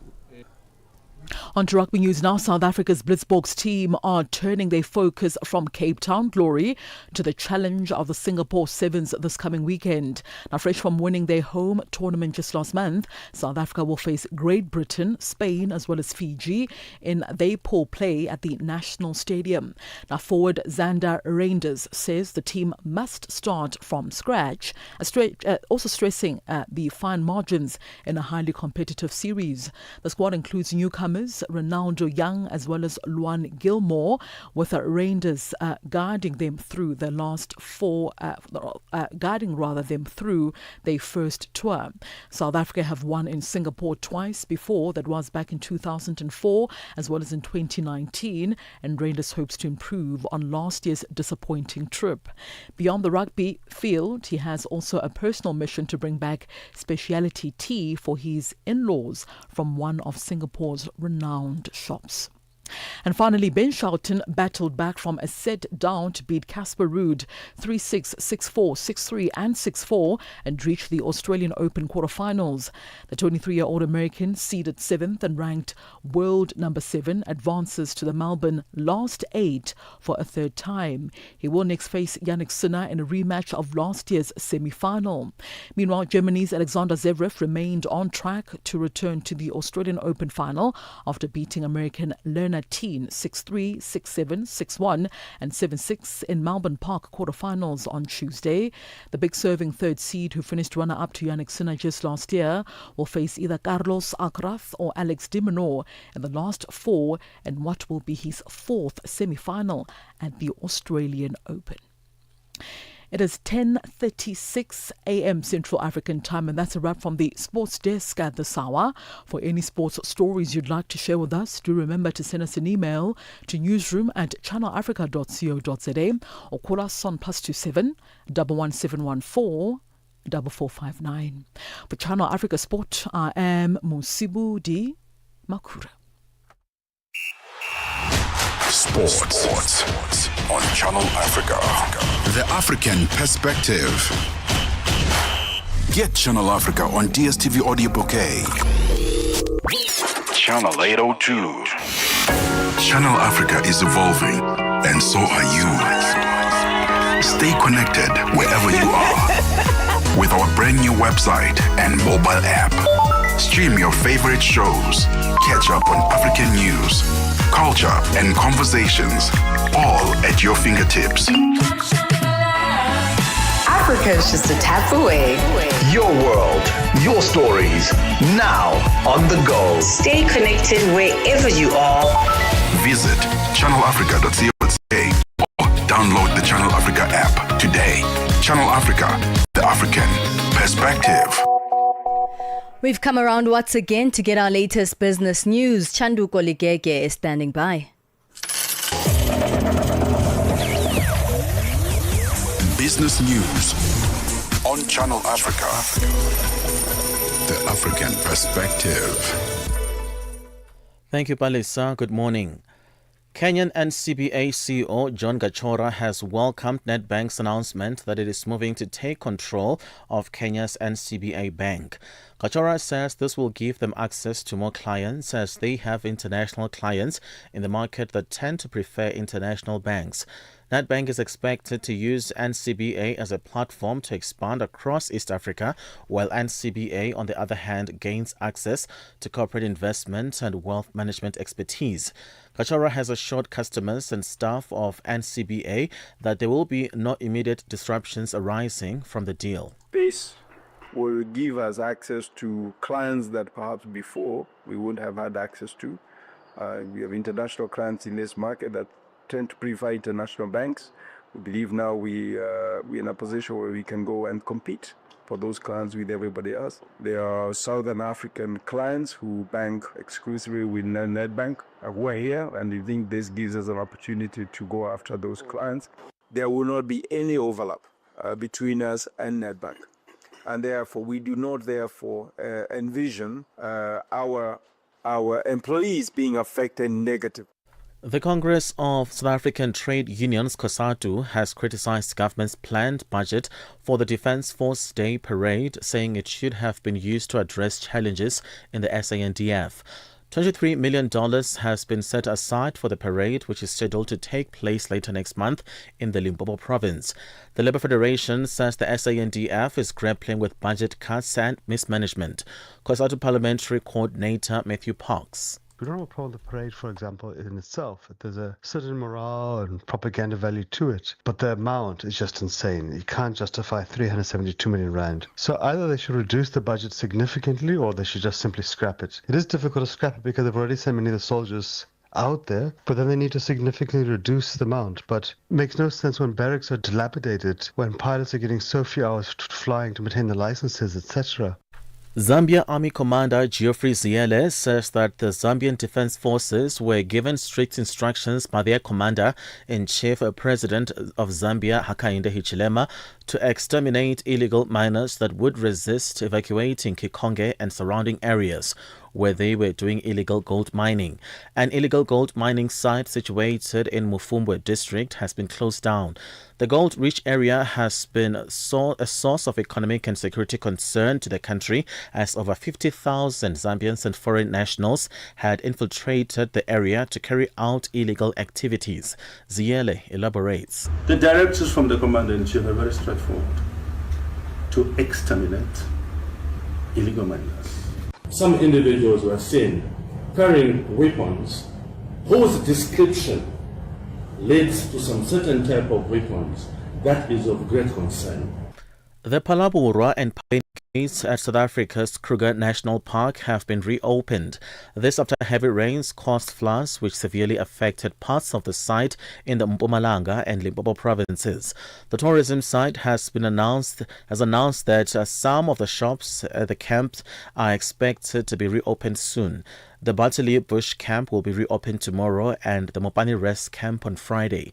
Sandpark spokesperson is JP Lowe. The Taba and Pafuri Rest Camps, including Pafuri Border Post, remain inaccessible, while Palabora Gate remains closed for day visitors. Sandpark strongly urges visitors not to remove barricades or attempt to access closed roads, as these measures are in place to ensure visitor safety and to allow for continued infrastructure assessments and recovery work.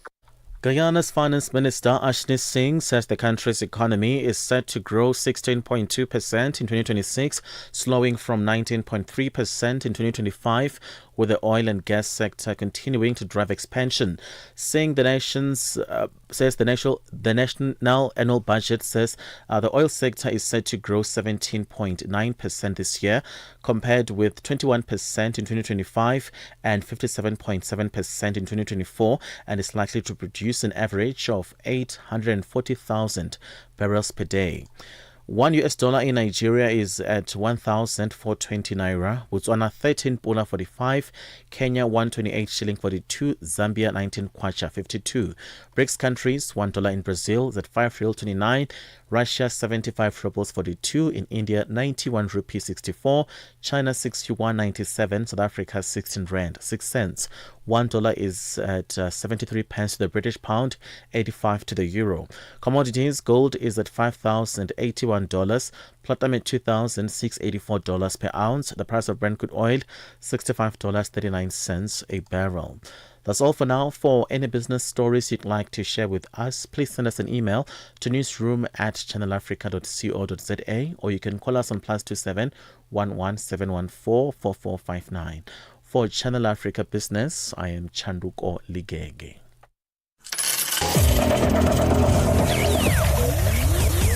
Business news on Channel Africa. The African perspective. SABC2 is stepping into a new era, Papa, where every moment tells a story. A new era of conversations with Eintlik Let's Connect at 4:30 p.m., bringing real talk and South African voices. A new era of Afrikaans news at 6:30 p.m., trusted information in the language you love.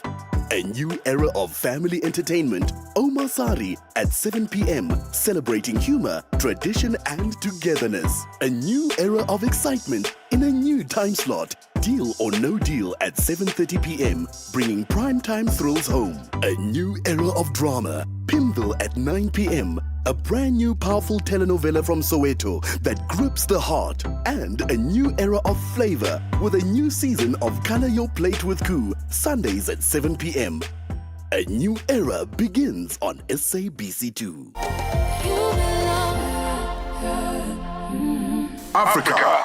It's time to plug into the heartbeat of the continent. Tune in to Channel Africa, your go-to radio station that broadcasts in 5 different languages. L'Afrique du Sud célèbre la journée nationale du Kabla hujaitwa kwa jina la Double K, or more of our forests have been destroyed. Tamo kutuli bwanji ndi Partido Africano da Independência da Guiné. See, Channel Africa represents every corner of this amazing land. From Lagos to Cape Town, Nairobi to Dakar, we've got you covered with the freshest news, music, and cultures. So, turn up the volume, feel the rhythm.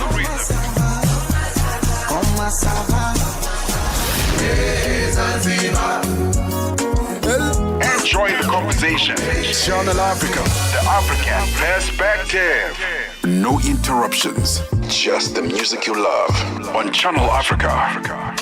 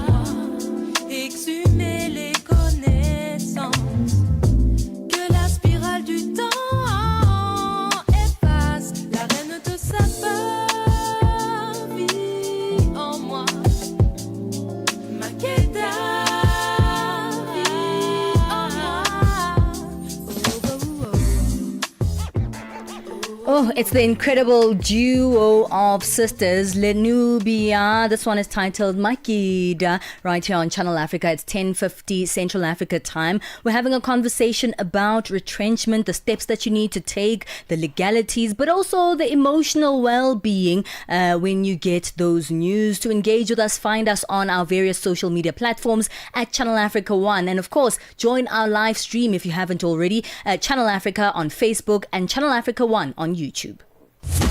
Are you fluent in French, Chinyanja, Portuguese, and Kiswahili? Are you passionate about radio? And are you looking to work in South Africa? Do you have papers that qualify you to work in South Africa? In that case, we might have an opportunity for you to work for Channel Africa. Send us your CV and demo at newsroom@channelafrica.co.za. Remember, if you don't hear from us within 14 days, it means you have not made it or you have not been selected. Channel Africa, the African perspective. Got something to say? Are you passionate about issues that matter? Do you have a voice that deserves to be heard?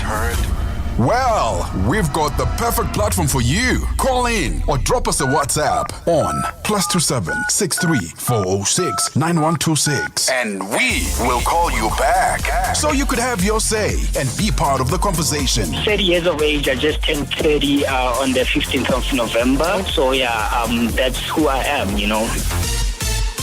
It's not just talk, it's your chance to air your views. Share your opinion. Engage with the community that values your perspective. Follow us on our social media.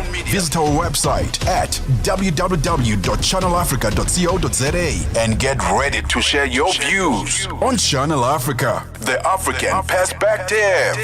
Moving to a world of African music. This is Channel Africa. It's a blessing. Kujenga family ni sumu kwetu ni nikupeleke Mpumalanga nahisi njozi nipo naye bangotu jozi pingo naye hakuna chozi nikiwa naye vile tulipatana naye ni kweli tumeshibana naye. Maswali mengi najiuliza every day kipi nimefanya kupenda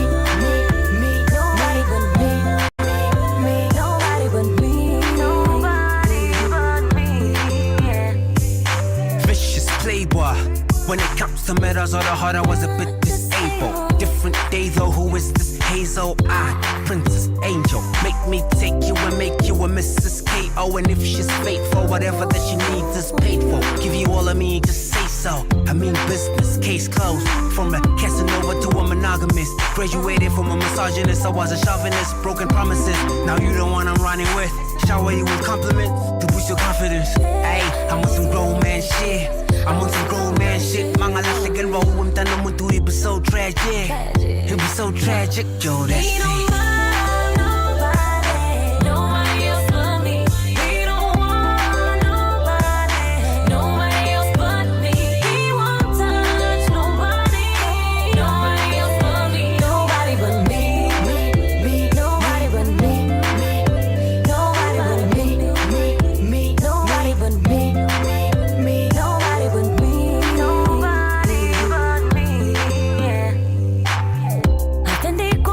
Sina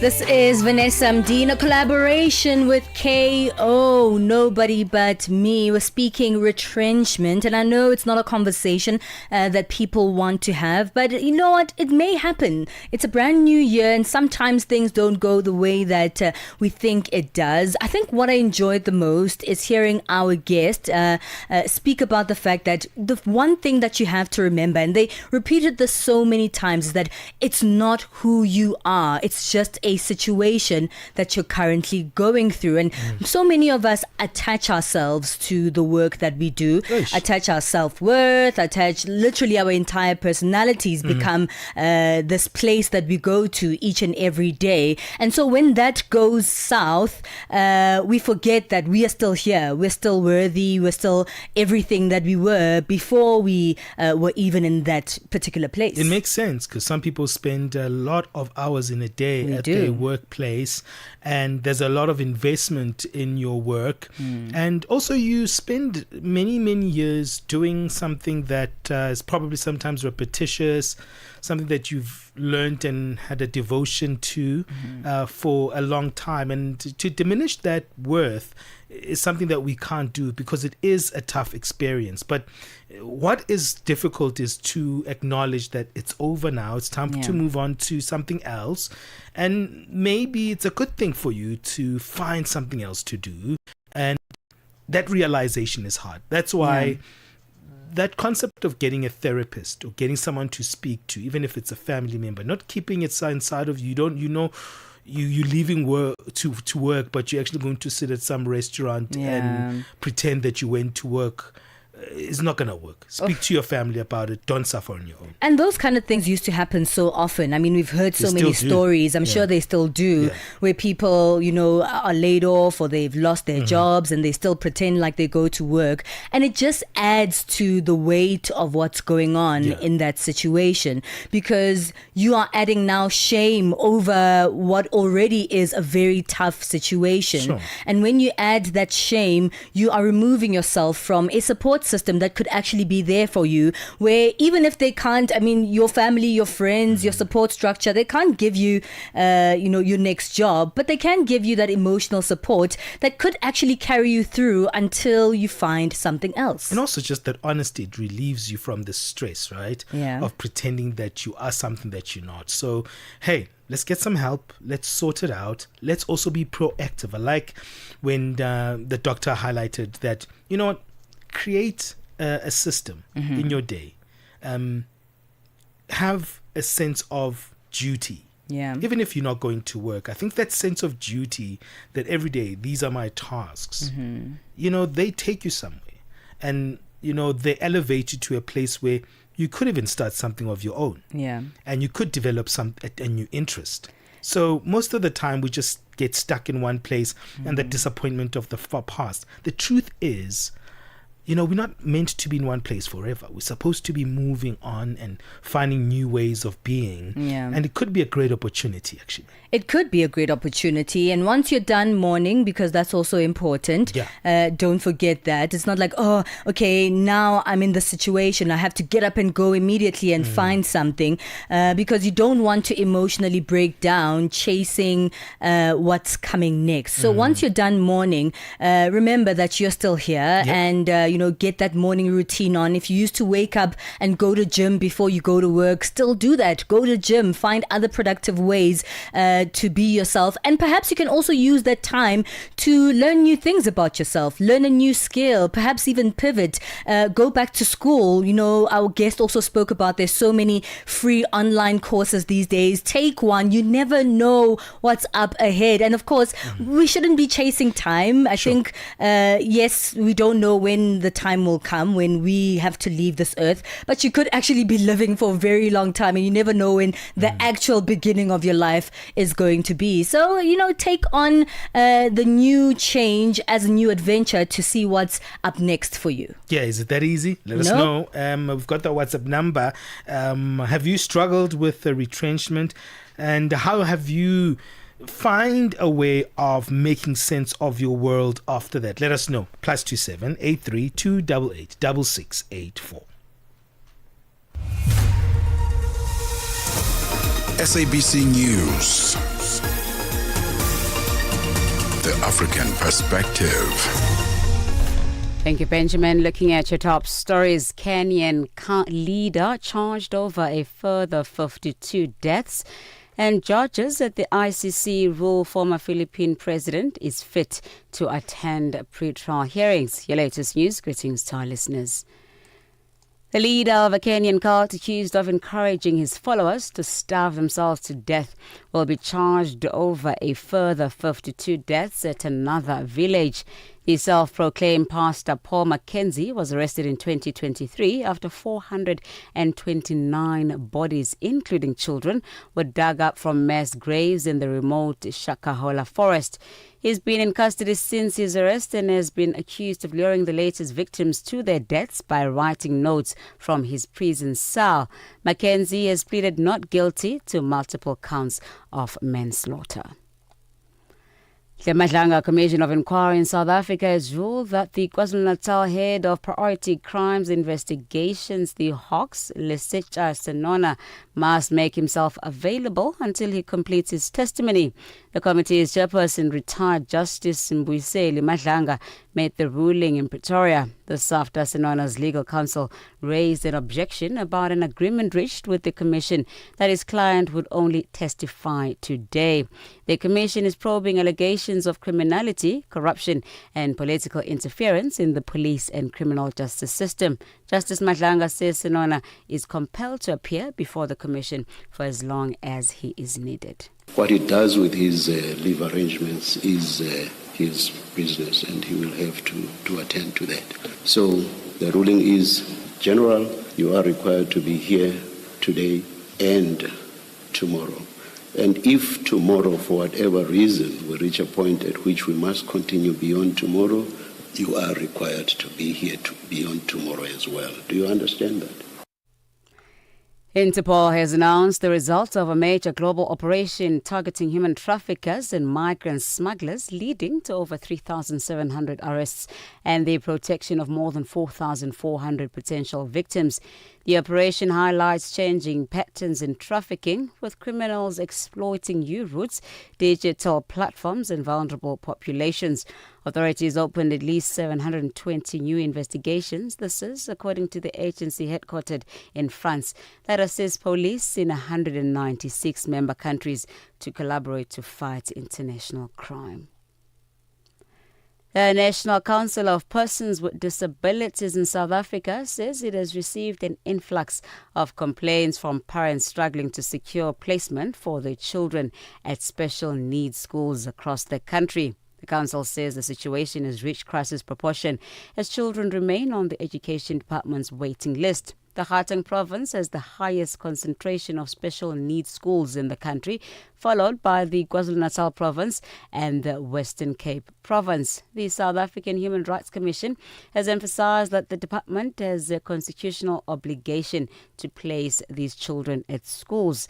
The council's Teresa Wenzel says frustrated parents have approached them for assistance. We always have this in the beginning of the year, but it's almost like it's escalating, like more than quadrupled almost. Some of the questions is Gauteng-based parents who obviously work through the system, the education system online, because it works a little bit different than in other provinces where parents can go directly to schools. So the sad part is that some schools, who we closely work with, special schools, are actually indicating that they need children, that they're ready for them. They even met some of them, but they must work through the department. And then the placements doesn't happen, for which we really find it strange because we know that they also have their own challenges with regards to finding placements.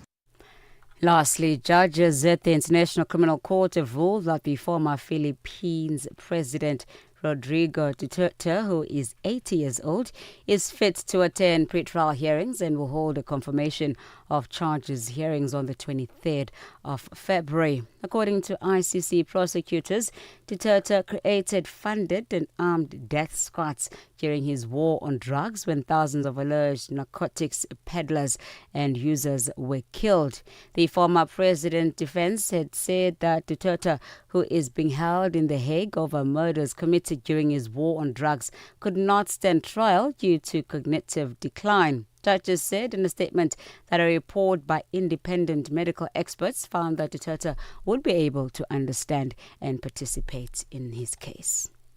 Now, recapping on your top stories, the leaders of a Kenyan cult accused of encouraging his followers to starve themselves to death will be charged over a further 52 deaths at another village. Self-proclaimed pastor Paul Mackenzie was arrested in 2023 after 429 bodies, including children, were dug up from mass graves in the remote Shakahola forest. Now, for any news stories you'd like to share with us, please send us an email to newsroom@channelafrica.co.za or call us at +27 11 714 4459. Channel Africa News, I'm Onele Tsinsi. SABC News. The African Perspective. We are on OpenView's audio bouquet. Channel 628. On the Move with Benjamin and Palesa every weekday on Channel Africa, the African Perspective.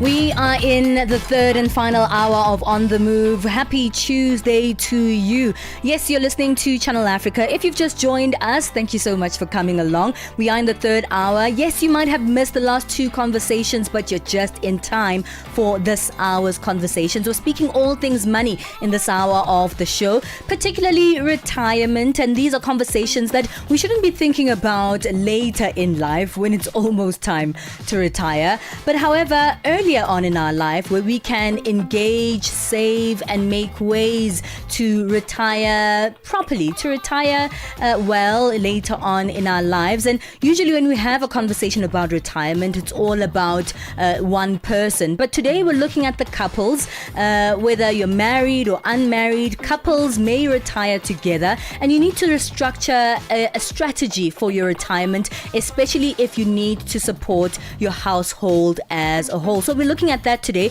how couples can structure their retirement plan, and we'll be chatting to this with a financial advisor at Liberty, a financial services organization by the name of Mtutuzeli Kweta. Stay with us for that. Hey, stay with us also on our social media platforms at Channel Africa 1. You can find us everywhere from Thread to TikTok to X. Use that handle at Channel Africa 1. We are there just for you. And yeah, you can also join us live on our live streams on our YouTube page at Channel Africa 1. That handle, that magic handle that is easy to use. But also, we are live as well on our Facebook page. Our Facebook page is Channel Africa. So yeah, this is the place to be.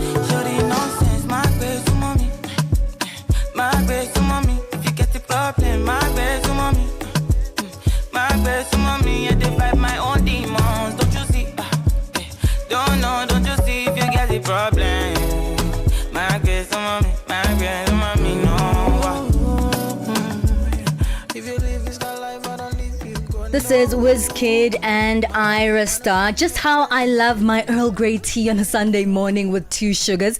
2 sugars, the name of this one. 10 minutes past 11 Central Africa time. Africa Update on Channel Africa with Lulu Kabu. Congolese President Felix Tshisekedi has now accused Rwanda of violating the peace deal. Are you surprised at this latest accusation? This is literally days after a signing a ceremony, so to speak. This is not surprising. I mean, if you ask Paul Kagame, he would also say almost the same thing. One should ask a question. The broker of the peace deal, President Trump, what is it that he wants? Why now? And why is this peace deal being signed in the Americas and not in the Great Lakes? Paul Kagame has never respected Tshisekedi, as often say. Tshisekedi must deal with the problems in his country.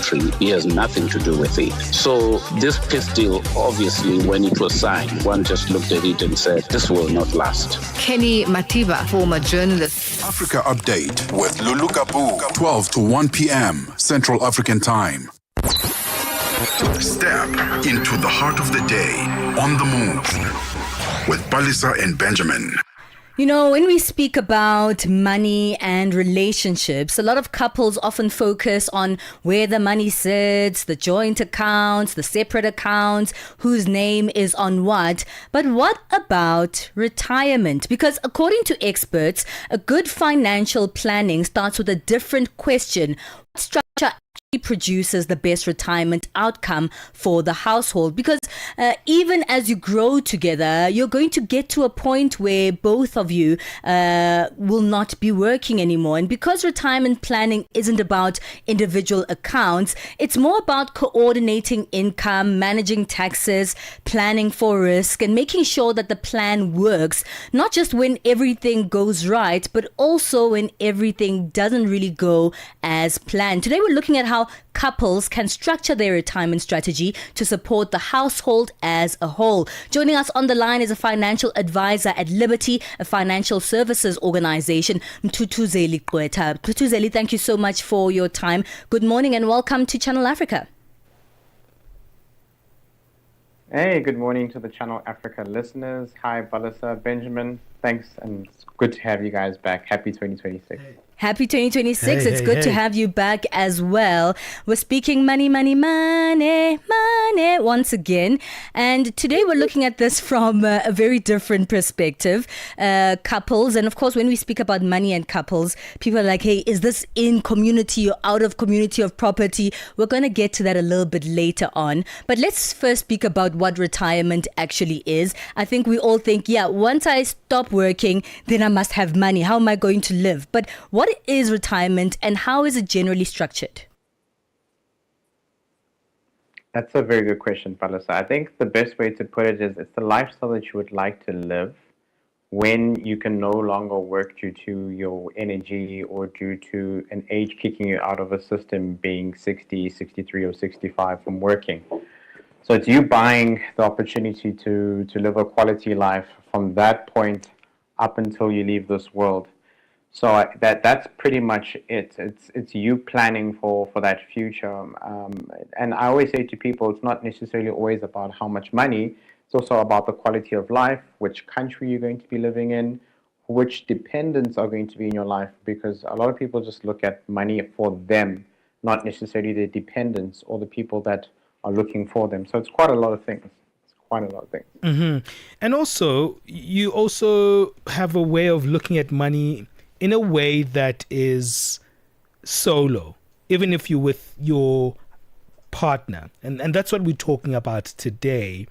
What must you be considering when you are retiring with a wife or a partner?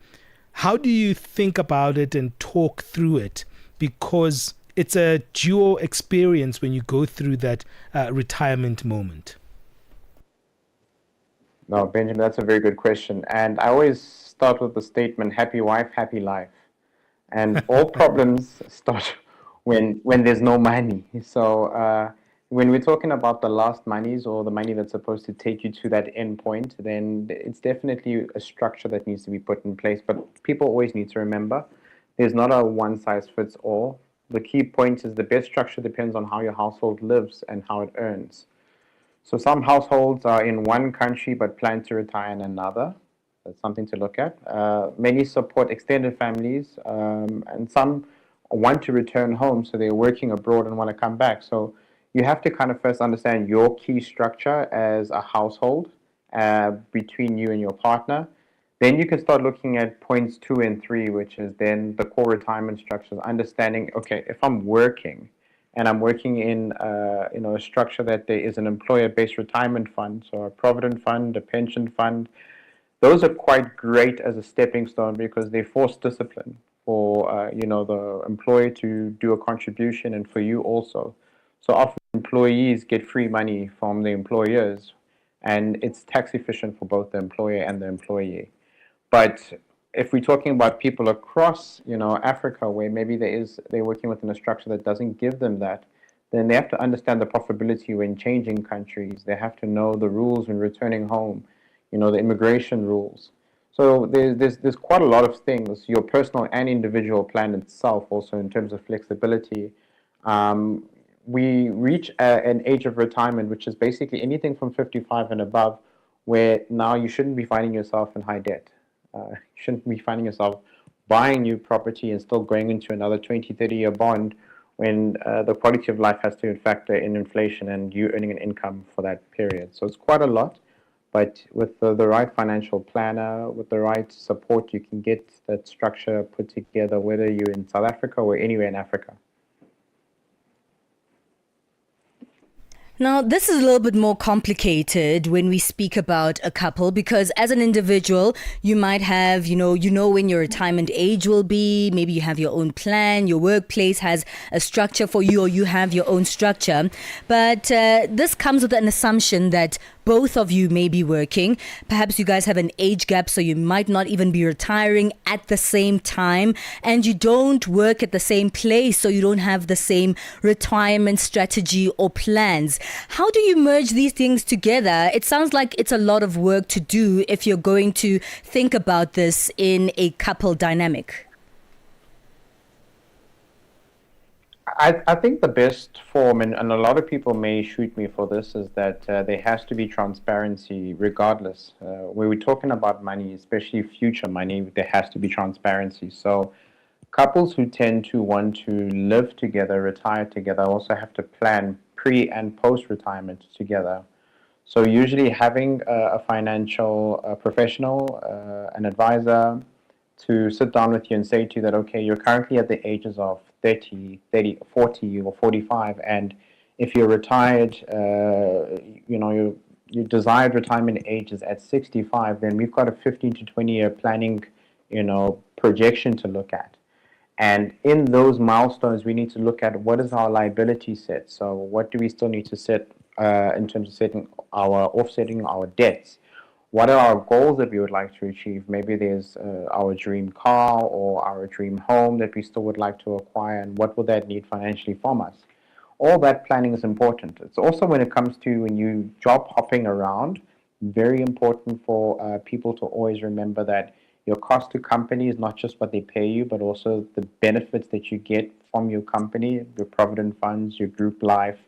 Those things also are very important as a household to understand, because one could be getting benefits that cover spouse and the kids, or one could be losing benefits that don't cover spouse and kids. So there's a lot of things that I always say couples need to come together and, demystify the whole thing about what's yours is mine. If you're going to call yourself a couple, if you're going to be in a marriage, or you're going to be in a long-term partnership, then we need to definitely have that transparency and understanding around our benefits, around our cost to company, and our planning for retirement, because that all comes together when you hit that stage. All right, Mtutuzeli, let's take a break. We'll be back. The whole population of Africa has been shocked to the depth of its soul. For 60 years, Channel Africa has been the voice that connects the continent, telling our stories and sharing our vision with the world. This year, we mark 6 decades of broadcast excellence. 60 years of stories, sound, and connection. 6 years of African conversations that matter. This is 60 years of broadcast excellence. Broadcast excellence. Rooted in Africa's heartbeat and looking boldly into the future. Join Channel Africa as we celebrate 60 years of broadcasting. Still strong, still vibrant, and still giving you the African perspective. Channel Africa. 9 to 12 midday, Central African Time. On the move with Palesa and Benjamin Moshatama. 20 minutes past 11 o'clock Central African Time. You are still listening to On the Move with myself, Benjamin Moshatama and Palesa. We're having a chat with Mthutuzeli Qweta, who is a financial advisor at Liberty. We're speaking about the shared responsibility of retirement as a couple. What kind of strategy should you think about as a household? And Mthutuzeli, that's so interesting because, you know, as a couple, you're probably going to retire at different moments, different phases in life. The timing, do you think it must factor into the strategy? Definitely. I can't agree with you more. Yes, you have to. It's like saying if you want to achieve something as soon as possible, you have to start planning for that. We can't just decide one morning that I'm done and we're going to put the tools down. I can say that a good 80% of Africans don't have a 6 to 12 month emergency fund. So let alone now for retiring. In South Africa alone, 90% of South Africans can't afford to retire at their designed age because they plan too late or underestimate the power of compounding. So yes, if you want to retire early, which is 55, because early retirement is at 56, then you got to start planning right now and have multiple streams of income and not rely on your active income. Mm-hmm. So how do you do that with a partner? In terms of if they are structuring it based on when you are retiring as my wife and I'm the husband, I'm going to retire maybe in 5 years' time. Yeah. So I think the first thing is first understand what you do have. So if you've got the group benefits, so the pension and provident fund, great. Understand what your employer is contributing and what you're currently contributing so that you can then work out the gap between, you know, how they work it out is with your employer, they will contribute a percentage, normally anything between 5 to 8%, and you will then match that. So typically from your group benefits, you'd be getting about 20% that would be covering your gross income, which leaves an 80% shortfall. And that's where the second phase will come in, where you would then need to have your own personal retirement plan, where if we have to speak about a product, it could be a retirement annuity, it could be a preserver, and that would be money that would help accumulate up until what I call early retirement phase for you to access it. Okay, now, I hear you, Mthutuzeli, but I don't want that structure of how you take out the money. I'm just saying, as a couple, what conversation should you be having between the timing? If my partner is going to retire maybe 3 years from now on, how do we have that conversation on what we do with that money? Okay, so I think first understand what is it exactly that you're going to be doing and needing from your retirement. Let's say if you've got a pot of money, are you going to be taking a lump sum to settle off debts, or are you going to be taking that money and converting it into annuity income? You also need to kind of understand how much income do you need when you decide to stop actively working. Are you going to be relying on other streams of income? Maybe you've got property portfolio, maybe you've got an investment portfolio. I think you just need to have that honest chat with your partner to say that now when the buck stops at me having to wake up and go to a 9 to 5, these are the requirements from a health perspective that I need to cover, medical aid, from an insurance perspective, and just will that work with our household plan? Because that's what you need to be discussing to say that our budget plan outside of the money is this, but what does the lifestyle also look like? What does the goals look like? That's where I open the statement up with transparency that you're going to have that uncomfortable conversation with your partner when it comes to now talking about life after work. Does it matter if you are married, does it matter what marriage structures you have in terms of being able to maybe go to a financial advisor and structure your retirement together? So, for example, if you're married in or out of community of property, are there different ways that would work when you as a couple are planning your joint retirement?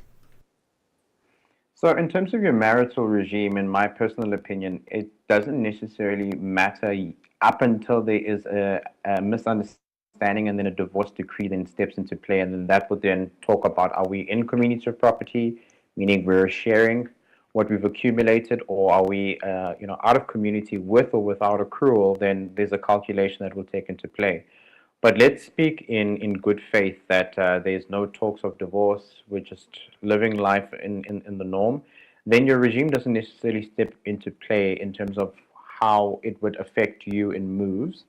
However, when it comes to debt, then it does have a big matter. I always say to people, in today's day and age, if you're going into business or being an entrepreneur, then you don't necessarily want to be exposing your partner to life's ups and downs in the business sense. So in community of property won't necessarily be the most advisable vehicle to go ahead with.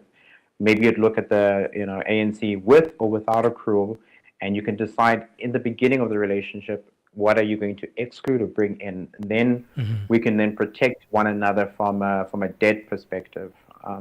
That's where the regimes will then come into play. But from a retirement perspective and talking about planning for the future, not necessarily. It all just comes between the pre and the post planning, because people's idea of retirement is that a business is their retirement, which is not necessarily the greatest vehicle. You need to have different streams of income, some in stock and bonds, some in pension and provident fund schemes, and then others that could be in assets that are generating income for you. But always remember, you got to be able to beat inflation, not just save, because cost of living does go up. Should you think about having a joint account during that retirement age? Maybe how to control the finances together as a couple, or do you think keeping things separate is the best way? One thing I can say, Benjamin, is that a lot of people, when they hit retirement, want to start a whole lot of new things. And new is not necessarily bad, but if you've never done it before, there's a whole lot of mistakes that you're doing when it's your last monies, you're at that sensitive phase. So when it comes to the whole joint account concept, if it's something that you've practiced and you've seen great results in it, then continue with it in your retirement phase. But if it's something that you've lived 60 or 50 years where you had each your own separate accounts and you were managing it according to what each person's household expectation is, then stick to that. Stick to your working formula. I don't think you want to be finding yourself now knowing maybe your wife for 40 years that you've been married to, now in retirement, where you're looking at every penny to the T as a shopping. To hold them accountable. We can't do as much shopping as we used to do before retirement, man. Hey. That's where now people start having their own versions that they sleep in, and a whole nother topic for another day. But in short, work with what works with you and what you've been systematically benefiting and growing with. New change will come about only if needed and forced. But if you didn't have a joint account and there was no issues, I don't think there's a need for you to go and start that, especially because that will put you in an uncomfortable position. Not to say that being uncomfortable is not great, because that's where growth happens. It's just, the older we get, the more stubborn and angry we can become. And in a relationship, we want sustainability, not destruction. That is so true. I will leave it there, Mthutuzeli. Thank you so much. It is a pleasure to get this money advice from you. And hopefully those out there, even those who aren't in a couple as yet or in a relationship as yet, can keep this in mind once they do. And I think the most important part is actually having conversations, which is most important. Thank you so much for your time. It's always a pleasure. Thank you so much, Palesa. Thank you, Benjamin. And you guys have a rocking day. Have You yourself too, a man. good one as well. That's financial advisor at Liberty. That's a financial services organization. Mtutuzeli Gqwetha speaking about Thank how you. couples Thanks. can structure their retirement strategy to support the household as a whole when that time comes for you to say goodbye to the working world and hello to retirement. Well, it's time to say hello once again to our latest sports news. Let's go there. Sports on Channel Africa. The African perspective. And it's a very good morning from the sports desk. I am Mosibu Dimakura with your final sports update for this morning. So Nigeria's National Sports Commission has confirmed a 4-week residential training camp in Aberdeen in Scotland for athletes preparing for the upcoming Commonwealth Games that are to take place in Scotland later on this year. So the Director General Bukola Olopade says the move is designed to reduce travel fatigue, improve coordination, as well as ensure athletes acclimatise while ahead of the Games. Now, Team Nigeria will arrive in Scotland 4 weeks before the opening ceremony. That's on the 23rd of July, allowing time, of course, for technical refinement as well as team bonding. Olopade stressed that early planning as well as athlete-friendly facilities are quite central to the Commission's strategy, guided by elite podium board recommendations as well as international best practices. Rugby news now. South Africa's Blitzbok team are now turning their focus from Cape Town glory to the challenge of the Singapore Sevens this coming weekend. So, fresh from winning their home tournament just last month, South Africa will face Great Britain, Spain as well as Fiji in their pool play at the National Stadium. Forward Xander Reinders says the team must start from scratch, also stressing the fine margins in a highly competitive series. The squad also includes newcomers Ronaldo Young as well as Luan Gilmore, with Rangers guiding them through their first tour. South Africa have won in Singapore twice before. It was in 2004 and 2019, and Rangers hopes to improve on last year's disappointing trip. Beyond rugby, he also has a personal mission of bringing back a specialty tea for his in-laws from one of Singapore's renowned tea shops. On to some tennis news now. Relentless top seed Aryna Sabalenka muscled past American teenager Eva Jovic and into the Australian Open semi-finals to accelerate her bid for a third Melbourne title. The Belarusian powered home 6-3, 6-love in blazing heat to set up a clash with either Coco Gauff or 12th seed Elina Svitolina. It booked the 27-year-old a 14th career Grand Slam semi-final and 4th in a row at the season opening major. Sabalenka has twice won in Melbourne. That was back in 2023 as well as in 2024, and seemed destined to lay another crown last year, but was upset in the final by Madison Keys of the USA. So this is what she had to say after winning in the early hours of this morning. Yeah, these teenagers tested me in the last couple of rounds, but incredible player. It was a tough match.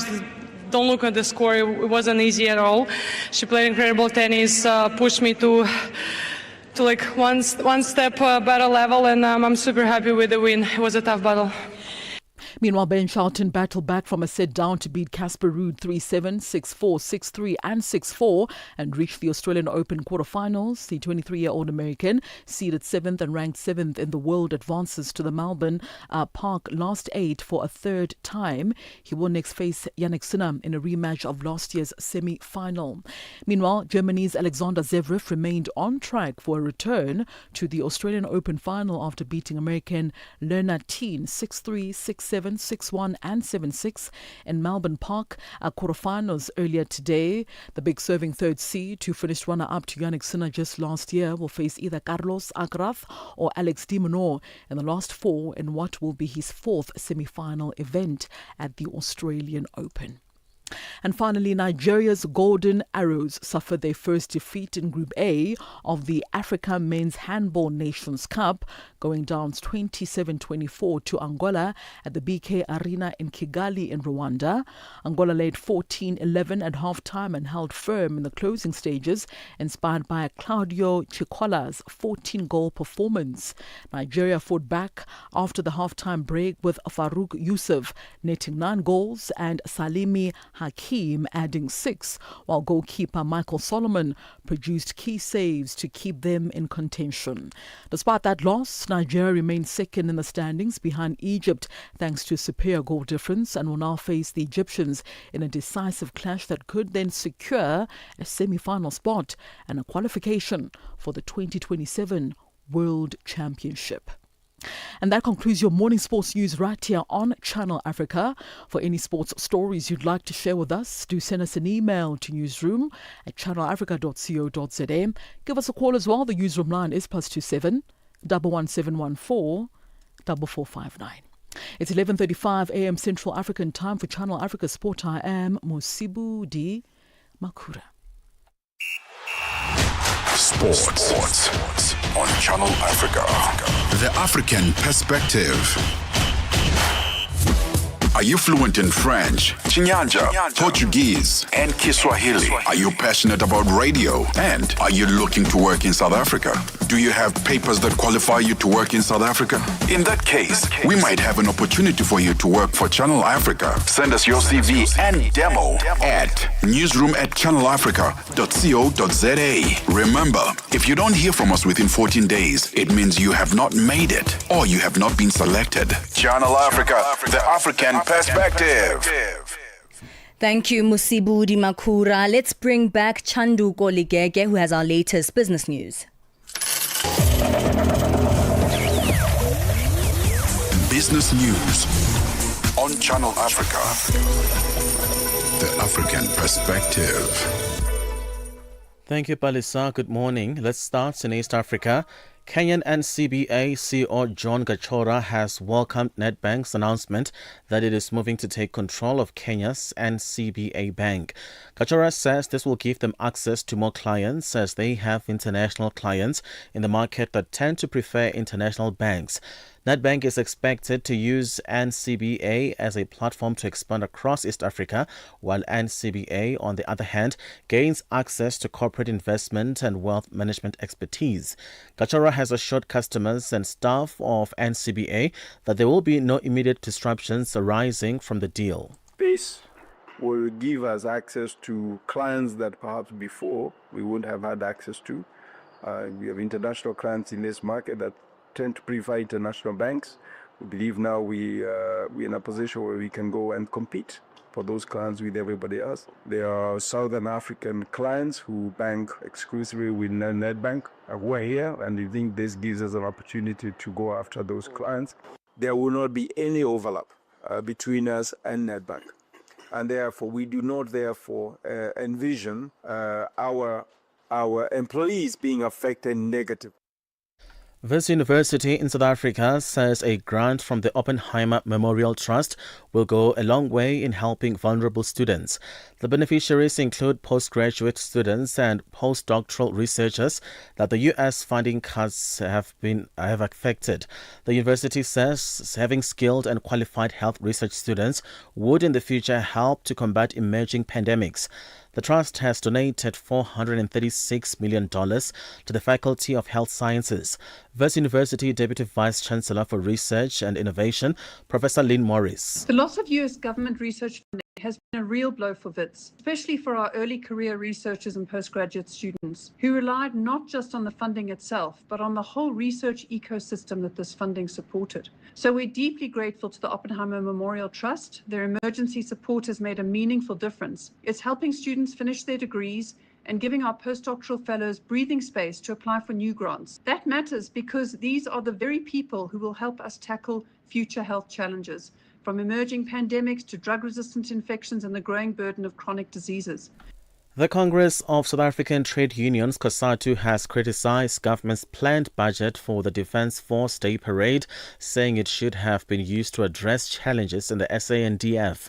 $23 million has been set aside for the parade, which is scheduled to take place later this month in the Limpopo province.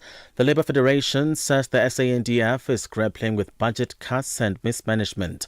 COSATU Parliamentary Coordinator Matthew We Parks. don't have a problem with the parade, for example, in itself. There's a certain morale and propaganda value to it, but the amount is just insane. You can't justify 372 million rand. So either they should reduce the budget significantly or they should just simply scrap it. It is difficult to scrap it because they've already sent many of the soldiers out there, but then they need to significantly reduce the amount. But it makes no sense when barracks are dilapidated, when pilots are getting so few hours flying to maintain the licenses, etc.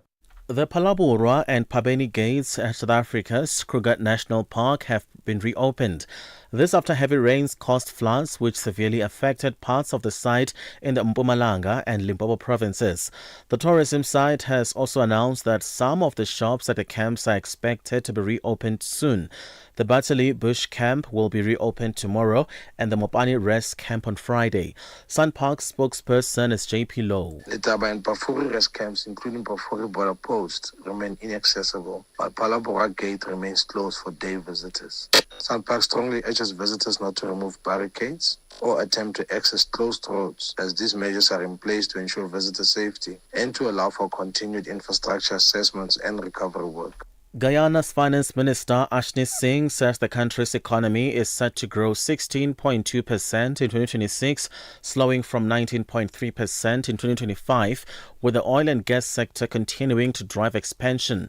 Singh says the oil sector is set to grow 17.9% this year, compared with 21% in 2025 and 57.7% in 2024, and is likely to produce an average of 840,000 barrels per day. Now let's have a look at financial indicators. $1 in Nigeria is at 1,420 naira, in Botswana 13 pula 45, in Kenya 128 shilling 42, Zambia 19 kwacha 52. BRICS countries, $1 in Brazil is at 5 real 29, in Russia 75 rubles 42, India 91 rupees 64, China 6 yuan 97, South Africa 16 rand 6 cents. $1 is 73 pence to the British pound and 85 to the euro. Commodities: gold is trading at $5,081, platinum at $2,684 per ounce. The price of Brent crude oil $65.39 a barrel. That is all from me. For any business stories you'd like to share with us, please send us an email, newsroom@channelafrica.co.za, or you can call us on +27 11714 4459. For Channel Africa Business, I am Chandruko Ligenge.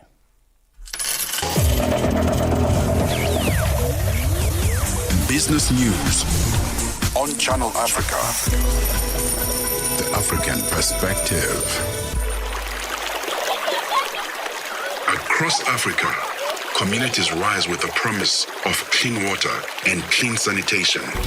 The African Union's 2026 theme calls us to action. It's about mobilizing real commitments, securing climate-resilient water and sanitation projects, and ensuring that water becomes a driver of sustainable development and prosperity across the continent. A landmark moment, not only for Africa, but for the global movement for access to safe water for all. Assuring sustainable water availability for every home, every village, every nation. This is the Africa we want. Channel Africa, the African perspective. No interruptions, just the music you love on Channel Africa.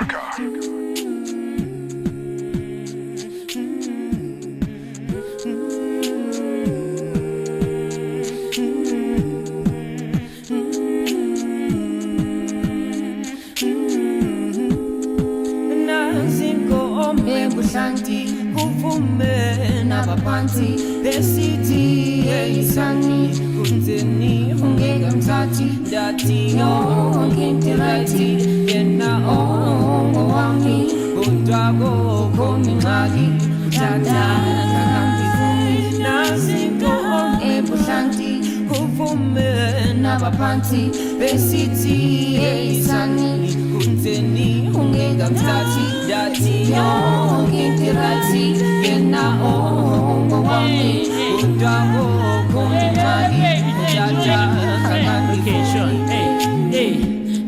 ngisahleli phansi komthi yadlula yona leyo ntokazi yaqonda ibiyonka amanzi mayehlanzeni kanjeni yabaka mamnandi yayilandela njengohlebo wasarhatini ndesondela amolo sami ngicela ukuhamba nawe hello tshitshana ndivumele ndithethe nawe ikhaya lawanqanga ndiyinkosi lo ndikwenza inkosazana yam bamba isandla sami sokuba ngumama wabantwana bam ndiyazibuza umhle kangawe kukhetha mna madoda engaka ndizawubiza utata wam nawe ubiza utata wakho bahlale phansi bobabini bambuzane ebuhlanti uvume nabaphansi besithi eyisani kunzeni ungekamthathi ndathi yonke intirathi yena ongowami udabo khona imali tata akakafakani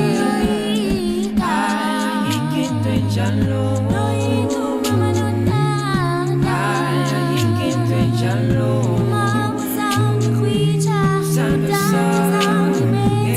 love you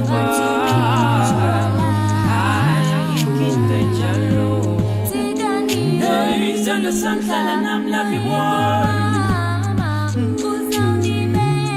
You're mine, ayikho njalo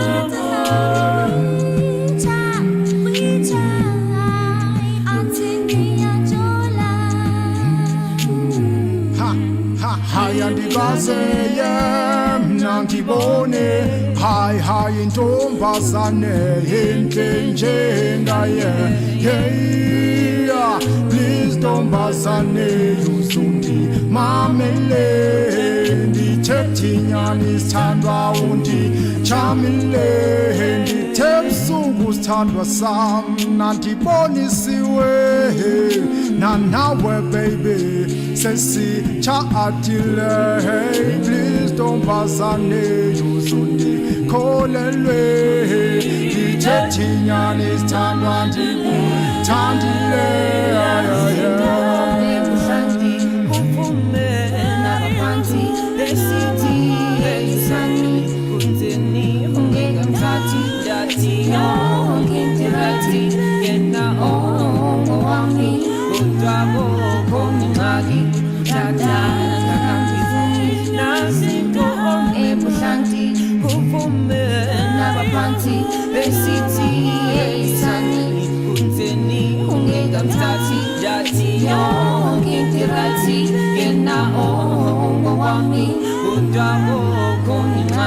Benjamin Moshatama and Palesa on the move.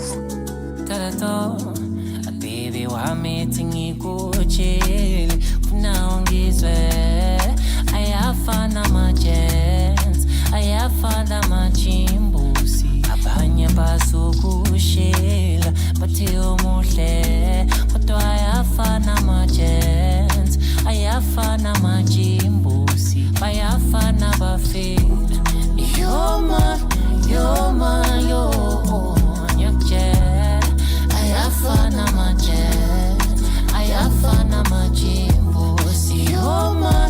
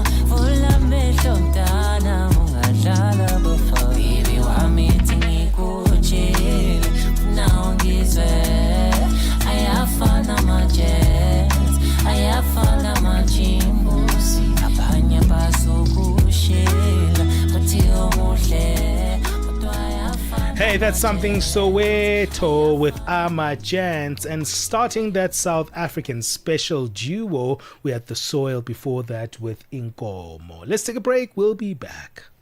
Madapiri Bazoshitika. Madapiri Bazoshitika. Madotolo oposa 1,500 amene amagwira ntchito yaulere mu zipatala zaboma mdziko la Zambia azanyanyala ntchito lachisanu sabata ya mawa, ndipo Daniel Shabanda kutambasula nkhani. Madotolo oposa 1,500 amene amagwira ntchito mopanda malipiro apamwezi dziko la Zambia akuyembekezera kuyamba kunyanyala ntchito. Ichi ndi chifukwa chakuti boma lalephera walemba ntchito monga mmene lidawalonjezera. Channel Africa News yalankhulana ndi mkulu wa bungwe la madotolo la Resident Doctors Association of Zambia, Dr. Paul Chiwe. Akugomeza kuti madotolo ambiri amene akugwira ntchito mu zipatala zaboma akugwira ntchito yaulere, ndipo ali ndi chiyembekezo chakuti tsiku lina adzalembedwa ntchito ndi boma. Zochitika pa nthawi ya 6 koloko kufikira 7 koloko madzulo. Lolemba mpaka lachisanu ndi Madapiri. Step into the heart of the day on the move with Palesa and Benjamin. All right, we have Lulu Gabu here who'll be giving us the Africa update from 12 to 1 p.m. Central Africa time. And she's here to let us know what's coming up. Morning, Lulu. Good morning. It's a happy Tuesday. Yes, it is. Yes. Extremely hot today. Do you know? Yeah. But yeah, a lot coming up in Africa Update today. UN Chief Antonio Guterres warning that the law of the jungle is replacing the rule of law in global affairs. We'll unpack exactly what this means and, for the layman, for all of us to understand exactly what it means and how the impact of what the US has been doing is the effect of it on every country, especially the European Union, because there is a huge impact on there. With statements like the EU would not make it in terms of security without the US. So it's a very interesting one. Yeah, NATO is an interesting dynamic. It is an interesting dynamic. And the fact that Trump puts it out there that without us, there is no NATO and the EU will literally collapse, So we'll be unpacking that. And then Egypt's parliament saying it is exploring ways to regulate children's use of social media, citing growing concerns over online safety. I'm with these countries that are doing this. Honestly, I love what Australia has done, and now Egypt seems to be following suit. One day, hopefully, South Africa will also do the same thing, because it's worrying. Some of these games, I know one of the big games that almost every child plays, there are already security features, and where before you could have conversations, Lulu and Benjamin would have conversations in their pseudonyms without knowing who they're talking to. And now that feature is gone. So safety and security is very, very key. So hopefully one day we will be talking about how it is impacting our children and our lives as well. So all that and more coming up on Africa Update. Looking forward to it. That's the Africa Update from 12 to 1 p.m. Central Africa time. But hey, let's get a little bit more music before we say goodbye.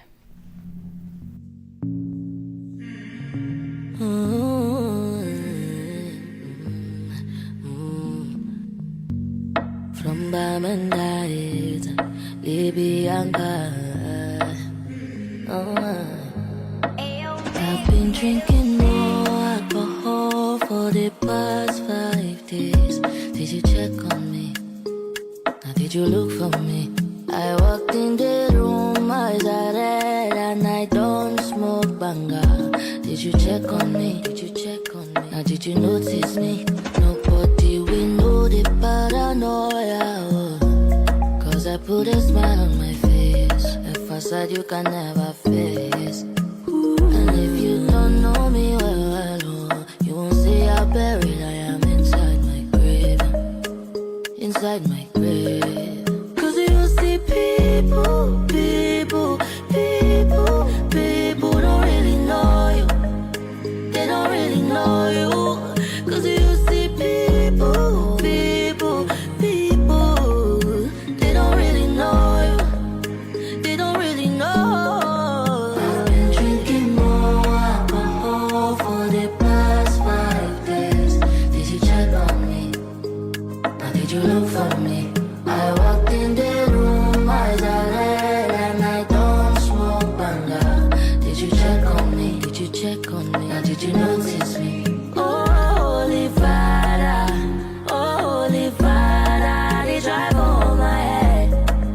make you no leave me, oh, holy Father. Oh, make you try to understand. Yeah, who can no day for you? Cause you see people don't really know you. They don't really know you. Cause you see people, they don't really know you. They don't really know.